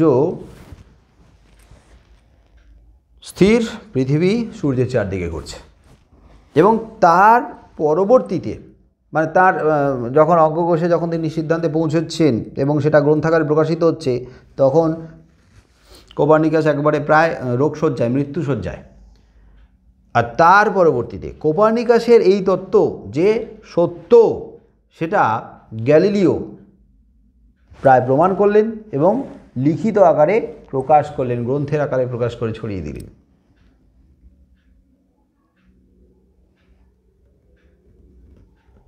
এবং সেই কাজে বিরাটভাবে তিনি লাভবান হয়েছেন তার আবিষ্কৃত, অসাধারণ আবিষ্কৃত যন্ত্র দূরবীনের দ্বারা। কিন্তু ঘটনা হলো, দীর্ঘকাল ধরে যা চলে আসছে সেটাই ঠিক, আর নতুন কেউ একজন এসে বলল যে এটা ঠিক নয়, তাহলে নতুন যিনি বললেন তার সংখ্যা তো অল্প, একজন, সে গুরুত্ব পাবে না, পাত্তাই পাবে না। তাকে পুরাতনপন্থীরা ফুঁ দিয়ে উড়িয়ে দেবে, ধোবেই টিকবে না। তার মানে কি, এতদিন ধরে যা আমরা জেনেছি, ভুল জেনেছি, এতদিন ধরে যা আমরা সবাইকে শেখাচ্ছি, ভুল শেখাচ্ছি, এটা কখনোই হতে পারে না। তুমি ভুল, তুমি একা, তুমি ভুল। আর আমরা বহুকাল ধরে এত মানুষ, আমরা কখনো ভুল হতে পারি না। তাহলে সূর্যকে তার চারদিকে উঠবোস করাতে চোখ রাঙিয়েছিল ওই ধর্মের পাণ্ডারা, তীর্থের পাণ্ডারা। ধর্ম যতদিন দুঃখী মানুষকে বেঁচে থাকার সাহস দেয়, ততদিন রাস্তা নিয়ে কারোর সঙ্গে তার ঝগড়া থাকে না, কারণ রাস্তা কারোর একার নয়। তার মানে ধর্ম যতদিন দুঃখী মানুষকে বেঁচে থাকার সাহস দেয়, যারা দুঃখী অসহায় মানুষকে সাহস দেয় বেঁচে থাকার ধর্ম, ততদিন ধর্মের সঙ্গে কারোর সংঘাত বাঁধে না, কারণ রাস্তা কারোর একার নয়। বরং তাকেই একদিন রাস্তা ছাড়তে হয় যার স্পর্ধা আকাশ ছুঁয়ে যায়। বিজ্ঞান যখন প্রেমের গান ভুলে ভাড়াটে জল্লাদদের পোশাক গায়ে চাপায়, আর রাজনীতির বাদশারা পয়সা দিয়ে তার ইজ্জত কিনে নেয়, আর তার গলা থেকেও ধর্মের ষাঁড়ের মতো কর্কশ আদেশ শোনা যায়, রাস্তা ছাড়ো, নইলে পৃথিবীর কালো সাদা হলুদ মানুষের গান, তাদের স্বপ্ন, এক মুহূর্ত সেই চিৎকার শুনে থমকে তাকায়, তারপর যার যেদিকে রাস্তা সেদিকে মুখ করেই তারা সামনের দিকে আরও সামনের দিকে এগিয়ে যায়। কেউ কারোকে রাস্তা ছেড়ে দেয় না। যতদিন পৃথিবীতে গান আছে, গানের মানুষ আছে। এবারে কে বুঝলে আমাকে বলো তো, এখানে যে রাস্তার কথা বলা হয়েছে, এই রাস্তাটা আসলে কোন রাস্তার কথা বলা হয়েছে? কোন রাস্তা? কিসের রাস্তা? কি ধরনের রাস্তা?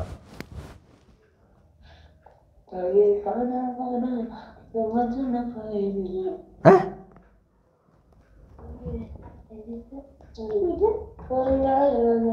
বাহ বাহ বাহ বাহ বাহ। সিদ্ধার্থ কুন্ডু,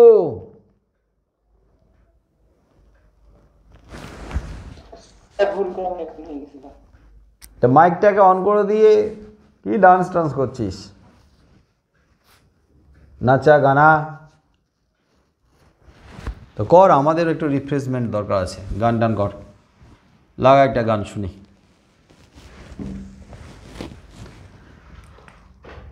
হ্যাঁ, তো যে প্রশ্নটা আমি করলাম, এখানে কোন রাস্তার কথা বলা হচ্ছে? বিজ্ঞান সাধনের রাস্তা না, এটা হচ্ছে মানব কল্যাণের রাস্তা। জনকল্যাণ, মানব কল্যাণ, মানব জাতি উন্নয়ন, সভ্যতার উন্নয়ন, ভালো করার রাস্তা। এবারে আমাকে বলো, ভালো করার অধিকার তো সবারই আছে। মানুষের ভালো করার, মানুষের মঙ্গল করার, মানুষের সেবা করার, মানুষের পাশে দাঁড়ানো, দুঃখী মানুষকে সাহস দেওয়া, অসহায় মানুষের পাশে দাঁড়ানো, দুঃখী মানুষের চোখের জল মোছা, কি এই অধিকার সবারই তো আছে নাকি? তার জন্য কি পারমিশন নিতে হবে আমাকে বা কাউকে? আমি যদি মনে করি যে আমি মানুষের ভালো করব, তার জন্য কি আমাকে প্রশাসনের পারমিশন নিতে হবে? কি মনে হয় তোমাদের? না স্যার। না স্যার। ভালো কাজের জন্য পারমিশন কেন নিতে হবে? মানুষের ভালো করব তো, নিঃস্বার্থভাবে ভালো করতে চাই। তো বলছে যে যখন ভালো করার পথে, কল্যাণের পথে এগিয়ে চলেছে, বলো তো কল্যাণের পথে, মানুষের কল্যাণের, মানুষের ভালো করার পথে প্রথম এগিয়ে চলেছিল কে? ধর্ম না বিজ্ঞান? প্রথম কে যাত্রা শুরু করেছিল? বিজ্ঞান। তোমার মুন্ডু, বিজ্ঞান কোথায় ছিল? বিজ্ঞান কোথায় ছিল তখন? বিজ্ঞানের কোনো অস্তিত্ব ছিল? যখন মানব জাতি অসহায়, সেই প্রথমের কথা বলা হয়েছে। মানব জাতি, মানব সভ্যতার গোড়ার দিকের কথা বলা হয়েছে। তো তখন বিজ্ঞান কোথায় ছিল? তখন তো মানুষ অসহায়, প্রকৃতির কাছে অসহায়, একেবারে খেলার পুতুলের মতো। তখন মানুষ নিজেদের সঙ্গে সংঘাতে লিপ্ত। তখন মানুষের মধ্যে এত মানবতা, এত মূল্যবোধ, এত নীতি নৈতিকতা ছিল না। তো তখন সংঘাত, তখন গোষ্ঠী সংঘাত, তখন এক একটা দল একটা দলের উপরে আক্রমণ করছে, তখন বেঁচে থাকার লড়াই। তো সেই সময় মানুষ যখন অসহায়, নানা ক্ষেত্রে অসহায়, তখন বিজ্ঞান ছিলই না, পাশে ছিলই না। তো তখন কে ছিল বলো? প্রথম তো ধর্মই থাকবে, একদম প্রথম তো ধর্মই এসেছিল। এবং এত দিন ধরে, এত কাল ধরে, এত শতাব্দী ধরে সেই ধর্ম এমনভাবে জায়গা করে নিয়েছে মানব সমাজে, সেই ধর্ম এমনভাবে আমাদের মগজের মধ্যে ঠেসে ঢুকে আছে বা ঠেসে ঢুকিয়ে দেওয়া হয়েছে, সেই ধর্মটাকে উৎখাত করে বের করাটা কতটা কঠিন। আচার্য প্রফুল্লচন্দ্র রায় লিখছেন যে ছাত্রদেরকে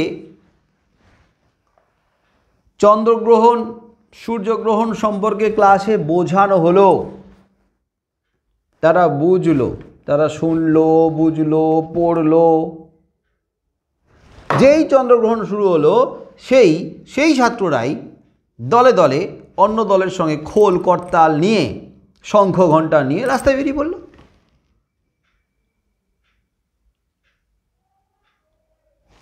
কি ব্যাপারটা কি বুঝতে পারছো?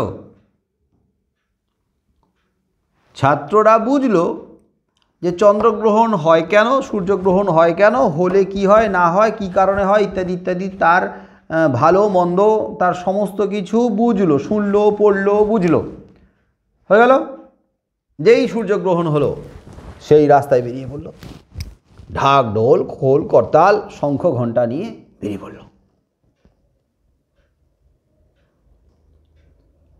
বাসি খাবার খাওয়া যাবে না, চন্দ্রগ্রহণ সূর্যগ্রহণ চলাকালীন রান্না করা যাবে না, রান্না করা থাকলে রান্না করা খাবার ফেলে দিতে হবে, ইত্যাদি ইত্যাদি আরও কত রকমের কুসংস্কারের অন্ধবিশ্বাসের জাঁতাকলে পিষ্ট হয়ে পড়ল।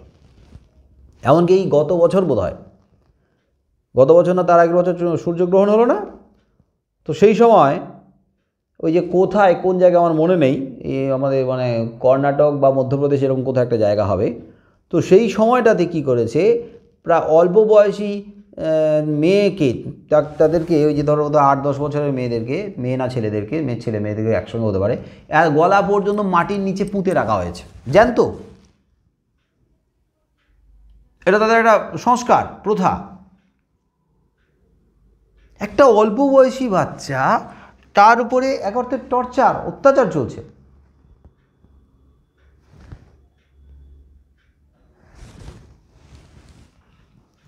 আমি কেন আচার্য প্রফুল্লচন্দ্র রায়ের উদাহরণকে টেনে নিয়ে আসছি? আমি তো আমাদেরই উদাহরণ টানতে পারি। ছাত্রীরা পড়ল লালন ফকিরের গান, বাউল গান, ধর্ম সাধনার কথা শুনল, মূর্তি আর ঈশ্বরের পার্থক্য বুঝল। তারপরেও যখন দুর্গাপূজা এলো, তখনই দলে দলে ঠাকুর দেখতে বেরিয়ে গেল, ঘটা করে পূজা পার্বণ ভক্তির ধুমধাম করে প্রার্থনা চলছে।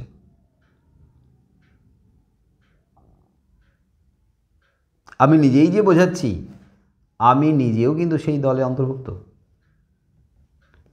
তার মানে আমরা বোঝাবো, আমরা বুঝবো, কিন্তু আমরা যখন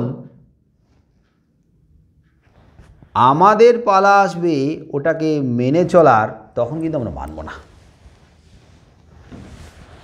আমরা মানবতার কথা শুনব, আমরা মানবতার বাণী শুনব, আমরা মানুষকে বোঝাবো মানবিক হতে,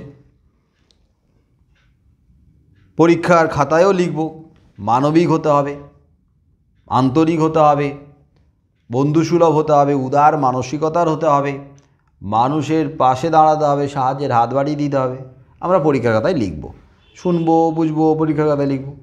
তারপরে যখন সত্যি আমাদের দায়িত্ব পালন করার সময় আসবে, তখন আমরা মুখ ঘুরিয়ে রাখব। কী ব্যাপারটা কী হলো বুঝতে পারছো তো? তাহলে ধর্ম প্রথম পথ চলা শুরু করেছিল কল্যাণের পথে, মানুষের সেবার পথে, উন্নয়নের পথে। কারণ তখন মানুষ অসহায় ছিল। তো মানুষ যখন অসহায়, তখন মানুষ আশ্রয় নিয়েছে ধর্মের কাছে। ধর্ম তখন তার চোখে জল মুছিয়েছে, সাহস দিয়েছে, অন্ধকার থেকে আলোর পথে নিয়ে যাওয়া শুরু করেছে। তখন আস্তে আস্তে মানুষ কী করছে, পুরোপুরি ওই ধর্মের উপরে নির্ভরশীল হয়ে গেছে। আর যেই নির্ভরশীল হয়ে গেছে, সেই ধর্মের পাণ্ডারা একটা শ্রেণীর সুবিধাবাদী, স্বার্থান্বেষী, সুযোগ সন্ধানী, ওই ব্যবসায়ী মানসিকতার ধর্মধ্বজী মানুষগুলো কী করেছে, ধর্মকে নিজেদের স্বার্থে ব্যবহার করেছে, স্বার্থে কাজে লাগিয়েছে, ব্যবসার কাজে লাগিয়েছে। আর মানুষ তো অন্ধবিশ্বাসী।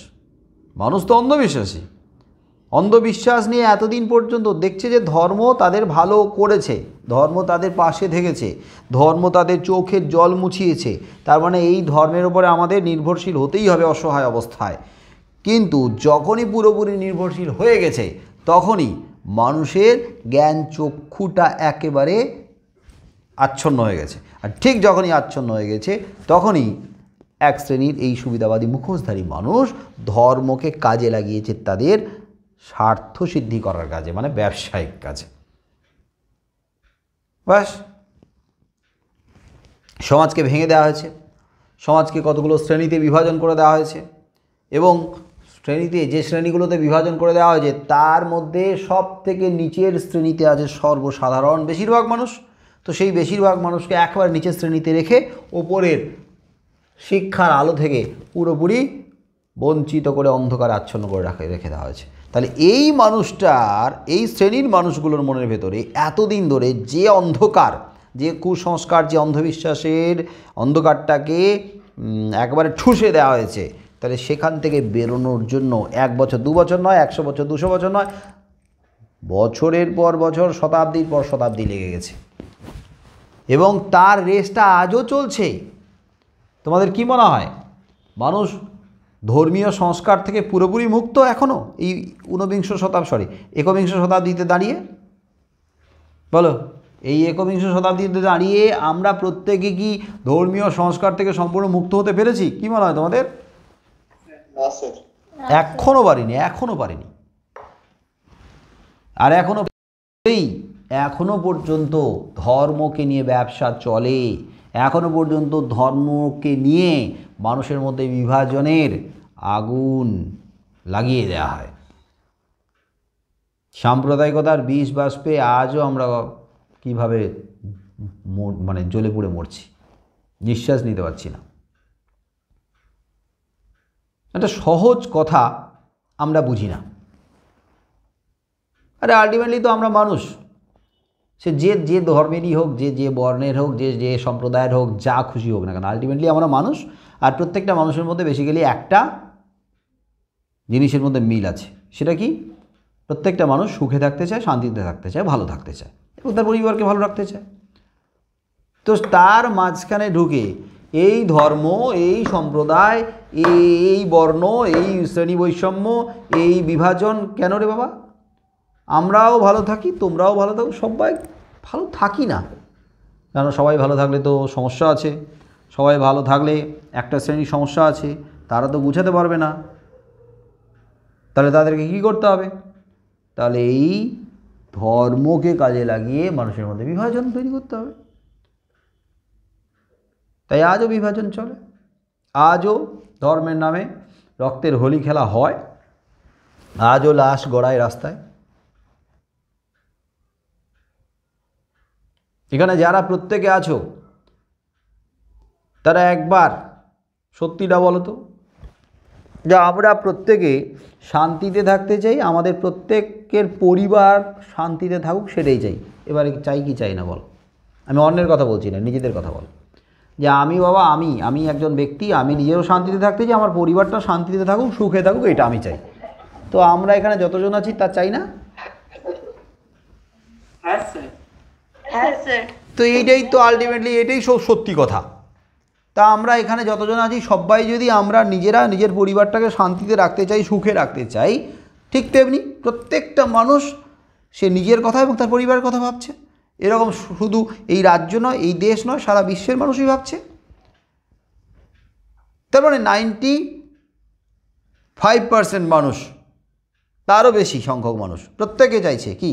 নিজেরাও সুখে থাকবো, শান্তিতে থাকবো, সবাই আমার পরিবারটা থাকবে সুখে শান্তিতে।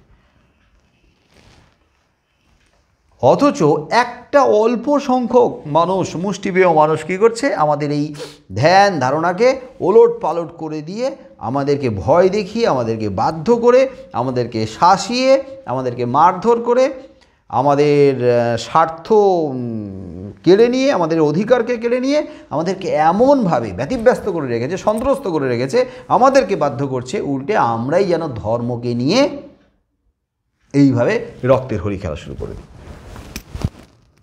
আরে একটা সময় ধর্মযুদ্ধ হতো, যত বড় বড় যুদ্ধ হয়েছে ইতিহাসে দেখবে, তার মধ্যে বিশাল বড় বড় যুদ্ধগুলোর পেছনে কিন্তু ধর্মই কারণ। তো একটা সময় ধর্মযুদ্ধ হতো, রক্তপাত ঘটতো, কিন্তু আজকের কেন হবে? আজকের আমরা সজাগ, সচেতন, বিজ্ঞানমনস্ক, আজকের আমরা এতটা আধুনিক, শিক্ষিত হয়েছি, তো তা সত্ত্বেও আজও পর্যন্ত আমরা এই ধর্ম নিয়ে মারামারি করব? আমরা সব জানি, সব বুঝি, কিন্তু আমাদেরকে যারা উস্কায় তারা কথায় পটু, কথায় পরিপাটি, তাদের ক্ষমতার জোর আছে, তাদের অর্থের জোর আছে, তাদের লোকবল আছে, আর সেই সমস্ত কিছুকে কাজে লাগিয়ে আমাদের মতো স্বাধীন চেতা, আত্মমর্যাদা সম্পন্ন, শান্তিপ্রিয় মানুষগুলোকে অশান্তিতে রাখছে, অশান্তিতে ফেলে দিচ্ছে। আমরা কিন্তু বাধ্য হয়ে এরকম করছি না। সাধারণ মানুষ যদি নিজেদের মধ্যে সংঘাতে লিপ্ত হয়, তার মূলে কিন্তু তারা নয়, অন্য একটা তৃতীয় মাথা কাজ করছে।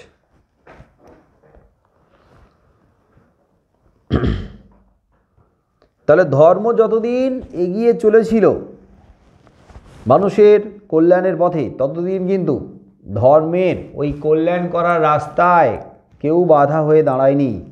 কিন্তু ধর্ম যখন বিকৃত হচ্ছিল একটা শ্রেণীর হাতে পড়ে, তখন সেই বিকৃত ধর্মকে আটকানোর জন্য আস্তে আস্তে আস্তে আস্তে কার জন্ম হলো? কে এসে রাস্তা ঘিরে দাঁড়ালো? এই না যে ধর্মকে মানুষের ক্ষতি করতে দেব না। কে দাঁড়িয়েছিল তখন? বিজ্ঞান। বিজ্ঞান দাঁড়ালো। মানুষকে আস্তে আস্তে আস্তে আস্তে বিজ্ঞান কী করলো? সাহস দিচ্ছে, শক্তি দিচ্ছে, মানুষকে আত্মবিশ্বাসী করে তুলছে। কিন্তু সেই সময় বিজ্ঞানের প্রতিনিধিদের সংখ্যা হাতে গোনা, মুষ্টিমেয়। তার মধ্যে একজনের কথাই কবিতাতে বলা হলো, লিওনার্দো দা ভিঞ্চি, যিনি একজন চিত্রকর এবং বিজ্ঞানীও, যিনি প্রথম এরোপ্লেনের নকশা করেছিলেন, নকশা বানিয়েছিলেন। তো সেই লিওনার্দো দা ভিঞ্চিকে দেশান্তরী হতে হয়েছিল তার বিজ্ঞান সাধনার জন্য। এক দেশ ছেড়ে তাকে চলে যেতে হয়েছিল অন্য দেশে। আমাদের মনে হতে পারে এক দেশ থেকে অন্য দেশে কি তিনি ভয় পেয়ে পালিয়ে গিয়েছিলেন, প্রাণ ভয়ে? আমাদের এটা মনে হতে পারে, হ্যাঁ তিনি বোধহয় প্রাণ রক্ষার জন্য পালিয়ে গিয়েছিলেন, ভয় পেয়ে পালিয়ে গিয়েছিলেন লুকিয়ে। কিন্তু আসলে এইভাবে না ভেবে আমরা অন্যভাবে ভাবব। এই ব্যক্তি নিজেকে কেন নিয়ে চলে গিয়েছিলেন? না, নিজেকে বাঁচানোর জন্য নয়, ওই সময় বিজ্ঞানের প্রতিনিধি হিসেবে, বিজ্ঞানের প্রতিনিধিকে বাঁচানোর জন্য। তাদের সংখ্যা খুব কম ছিল। একজন বিজ্ঞানের প্রতিনিধিকে যদি শেষ করে দেওয়া হয়, তাহলে বিজ্ঞানের প্রতিনিধির যথেষ্ট অভাব তৈরি হবে। তাই আপাতত তিনি লুকিয়ে পালিয়ে গেলেন, অর্থাৎ কিছুটা পিছিয়ে গিয়ে শক্তি সঞ্চয় করে আবার এগোতে চাইলেন। আর গ্যালিলিওকে এই ধর্মধ্বজীরা পারেনি বলে কি করেছিল? জোর করে অন্ধকার কারাগারে ভরে রেখে দিয়েছিল। এমনকি তিনি যাতে আরও না ভাবতে পারে, তার জন্য একজন পাহারাদারকে বসিয়ে রাখা হয়েছিল, তার সদা সতর্ক চোখ গ্যালিলিওর উপরে। কিন্তু বিজ্ঞানীরা, এটা মাথায় রাখবে, যারা বিজ্ঞানী, যারা বিজ্ঞান সাধনায় নিজেদের নিয়োগ করেছে, আত্মনিয়োগ করেছে, সেই বিজ্ঞানীরা কখনো ভয় পায় না। বিজ্ঞানীরা প্রাণের মায়া করে না। বিজ্ঞানীরা নিজেদের সৃষ্টির জন্য, নিজেদের গবেষণার জিনিসগুলোকে রক্ষা করার জন্য প্রাণের ঝুঁকি নিতে পারে, কারণ বিজ্ঞান সাধনায় তারা রীতিমতো পাগল। বিজ্ঞানীরা কখনো প্রাণের মায়া করে না।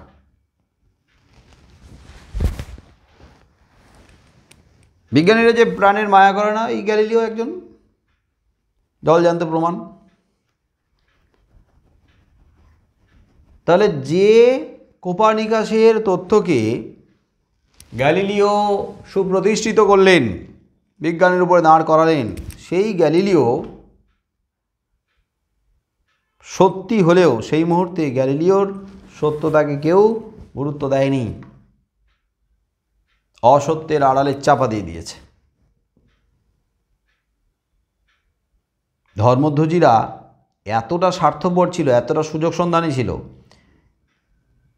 নিজেদের স্বার্থটাকে অগ্রাধিকার দেওয়ার জন্য এমনও দেখা গেছে যে ওই যে গ্যালিলিওর জন্ম তো পিসাতে, পিসার হেলানোর যে মিনার রয়েছে, এই গল্প নিশ্চয়ই তোমরা শুনেছ।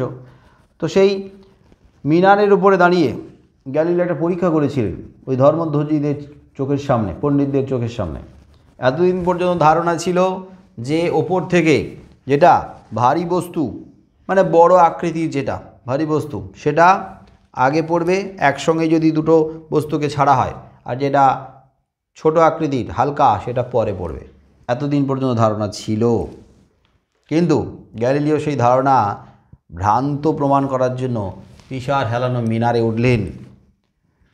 ধর্মধ্বজীদের চোখের সামনে দুটি বল, একটা ছোট আর একটা বড়, একটা ভারী আর একটা হালকা, দুটোকে একসাথে ফেললেন।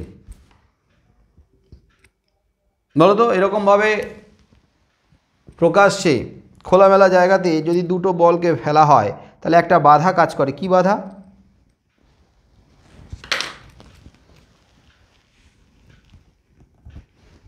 প্রকৃতির একটা বাধা কাজ করে না পড়ার সময়? কিসের বাধা? কি বাধা দেয়? বায়ুজনিত। বায়ু প্রবাহ। তাহলে বাতাসের একটা বাধা আছে, তো সেই বাতাসের যে বাধা, তবুও যেহেতু বল দুটো ভারী ছিল সেই বাতাসের বাধাকে অতিক্রম করেও দুটো বল একই সঙ্গে পড়েছিল। যাজক সম্প্রদায় কিন্তু তারা একই সাথে পড়তে দেখলো, একই সঙ্গে পড়ার শব্দ শুনল, তা সত্ত্বেও তারা বিশ্বাস করলো না। তারা বলল, না আমাদের চোখ ভুল দেখেছে, আমরা কানে ভুল শুনেছি। এতদিন ধরে যা চলে আসছে সেটা কখনো মিথ্যে হতে পারে? কখনো মিথ্যে হতে পারে না। অতএব যেটা আজকে দেখলাম ওটা ভুল, ওটা গ্যালিলিওর কারসাজি করেছে, ভেলকি, জাদু, ম্যাজিক, ওটা ঠিক না। আচ্ছা, যদি স্বীকার করে নিত তাহলে কি হতো তোমাদের কি মনে হয়? তারা তো দেখেছে, দেখছে, বুঝতে পারছে তো। যদি স্বীকার করে নিত তাহলে কি হতো বলো তো তাদের? সমাজে তাদের মান কমে যেত, ধর্মের দুর্বলতা দেখা দিত। রাইট, কারণ তারা তো এতদিন ধরে কর্তৃত্ব করছে, তারা এতদিন ধরে যা বলেছে এটা হয়ে এসছে, এটাই ঠিক, সবাই মেনে নিয়েছে। আজকে যখন তারা বলবে না এইটার ভুল রে, আমরা এটা এতদিন ধরে যেটা জানি বা যেটা তোমাদের বলে এসেছি সেটা কিন্তু ভুল, তখনই মানুষ ভাবতে শুরু করতো, আচ্ছা এটা যদি ভুল বলে থাকে তার মানে আরও অনেক কিছু ভুল বলেছে। বাস তখনই কিন্তু বিশ্বাসযোগ্যতা নষ্ট হওয়া শুরু হতো। তাই এতদিন ধরে আমরা যা বলেছি ঠিক বলেছি, এখন গ্যালিলিও যা দেখালো সেটা ভুল দেখালো, অতএব তোমরা গ্যালিলিওকে বিশ্বাস করবে না। এমনকি গ্যালিলিওর যে আবিষ্কৃত দূরবীন, সেই দূরবীনেও পর্যন্ত ধর্মযাজকরা চোখ রাখতে চায়নি। না জানি চোখ রাখলে যদি তারা এতদিনের ভুলটা বুঝতে পারে, যদি তাদের ভুল ধারণাটা যদি বদলে যায়, নিজেরা চোখ রাখেননি, অন্যদেরকে চোখ রাখতেও দেয়নি, বরং উল্টে গ্যালিলিওর দূরবীন সম্পর্কে কী ব্যাখ্যা করেছিল? ওই দূরবীনের মধ্যে, ওই যন্ত্রটার মধ্যে কোনো একটা জাদু মন্ত্র আছে, জাদু বলে ওই সমস্ত দূরের জিনিসকে ওইভাবে দেখাচ্ছে, অতএব ওখানে চোখ রেখো না, হলো ভুলভাল। তারপরে তো গ্যালিলিও ছোটোবেলা থেকে কত অভাব দারিদ্র্যের মুখোমুখি হয়েছেন, আর্থিক অনটনে পড়েছেন। সেই অভাব দারিদ্র্য কাটিয়ে ওঠার পর তারপরে এরকম সমাজের এত বড় বাধা, এত বড় আঘাতের মুখোমুখি হয়েছেন। পুরো ধর্মীয় যাজক সম্প্রদায় একদিকে আর নিজে একদিকে, সেই অর্থে প্রশাসনেরও সাহায্য পায়নি, কারণ তখন প্রশাসনও কার সঙ্গে জুড়ে গেছে? যাজকদের সঙ্গে জুড়ে গেছে। একা ব্যক্তি, একা হয়ে গেছে, সম্পূর্ণ আলাদা হয়ে গেছে একজন ব্যক্তি। তবুও লড়াইটা লড়েছেন, এবং এই রচনার শেষাংশে আছে যে সত্যমেব জয়তে, সত্যের জয় যে আছে।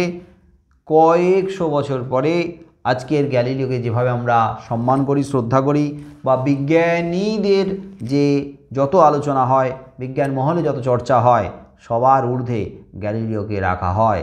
গ্যালিলিও বিজ্ঞানীদের বা আমাদের সবারই শ্রদ্ধেয়, প্রণম্য। তাকে সামনে রেখে আমাদের লড়াইটা অনেক সহজ হয়ে যায়। কিন্তু গ্যালিলিওর ওপরে আলোচনা আরও একটা ক্লাস লাগবে। এরা তো মোটামুটি একটু সামগ্রিক ধারণা দেওয়ার চেষ্টা করলাম, আর গ্যালিলিও প্রবন্ধে ঢোকার আগেই একটু প্রাসঙ্গিকভাবে বীরেন্দ্র চট্টোপাধ্যায়ের কবিতাকে টেনে নিয়ে এলাম, আর ধর্মীয় যাজক সম্প্রদায়ের ধ্যান ধারণা, তাদের স্বার্থ, আর হচ্ছে সাধারণ মানুষকে সংস্কারাচ্ছন্ন করে রাখা, ধর্মবিজ্ঞানের সংঘাত, আর বিজ্ঞানের প্রতিনিধিকে কিভাবে এক অর্থে ভ্যানিশ করে দেওয়া হতো। বিজ্ঞানের প্রতিনিধি যদি না থাকে তাহলে বিজ্ঞান চর্চা কারা করবে? অতএব গোড়া নির্মূল করতে গেলে বিজ্ঞানের প্রতিনিধিকে শেষ করে দাও। আর বিজ্ঞানের প্রতিনিধির সংখ্যা কম ছিল, তাদেরকে শেষ করে দেওয়াটা অনেক সহজ ছিল, কারণ যাজক সম্প্রদায়ের হাতেও তখন ক্ষমতা, তাদের কথাই শুনতো শাসক সম্প্রদায়। তাই আজকের দাঁড়িয়ে, এই সময় দাঁড়িয়ে তোমাদেরকে আমি এই কথাই বলবো, এখনো পর্যন্ত ধর্মীয় সংস্কার, ধর্মকে কেন্দ্র করে অন্ধবিশ্বাস আজও সমাজের মধ্যে বাসা বেঁধে আছে। আজও আমাদের বড়রা তারা আমাদের উপরে কিন্তু ধর্মীয় সংস্কারটাকে চাপিয়ে দেয় ভক্তি বলে। ভক্তি এক জিনিস, বিশ্বাস এক জিনিস, আর অন্ধবিশ্বাস অন্ধভক্তি অন্য জিনিস। অন্ধবিশ্বাস অন্ধভক্তি আমাদের থমকে যাওয়ার কারণ, জড়তার কারণ, অন্তরায়। এটাকে হটাও, বিশ্বাস রাখো, ভক্তি করো, কিন্তু অন্ধবিশ্বাস না, একদম না, থমকে যাবে। যাই হোক, এই পর্যন্ত থাক।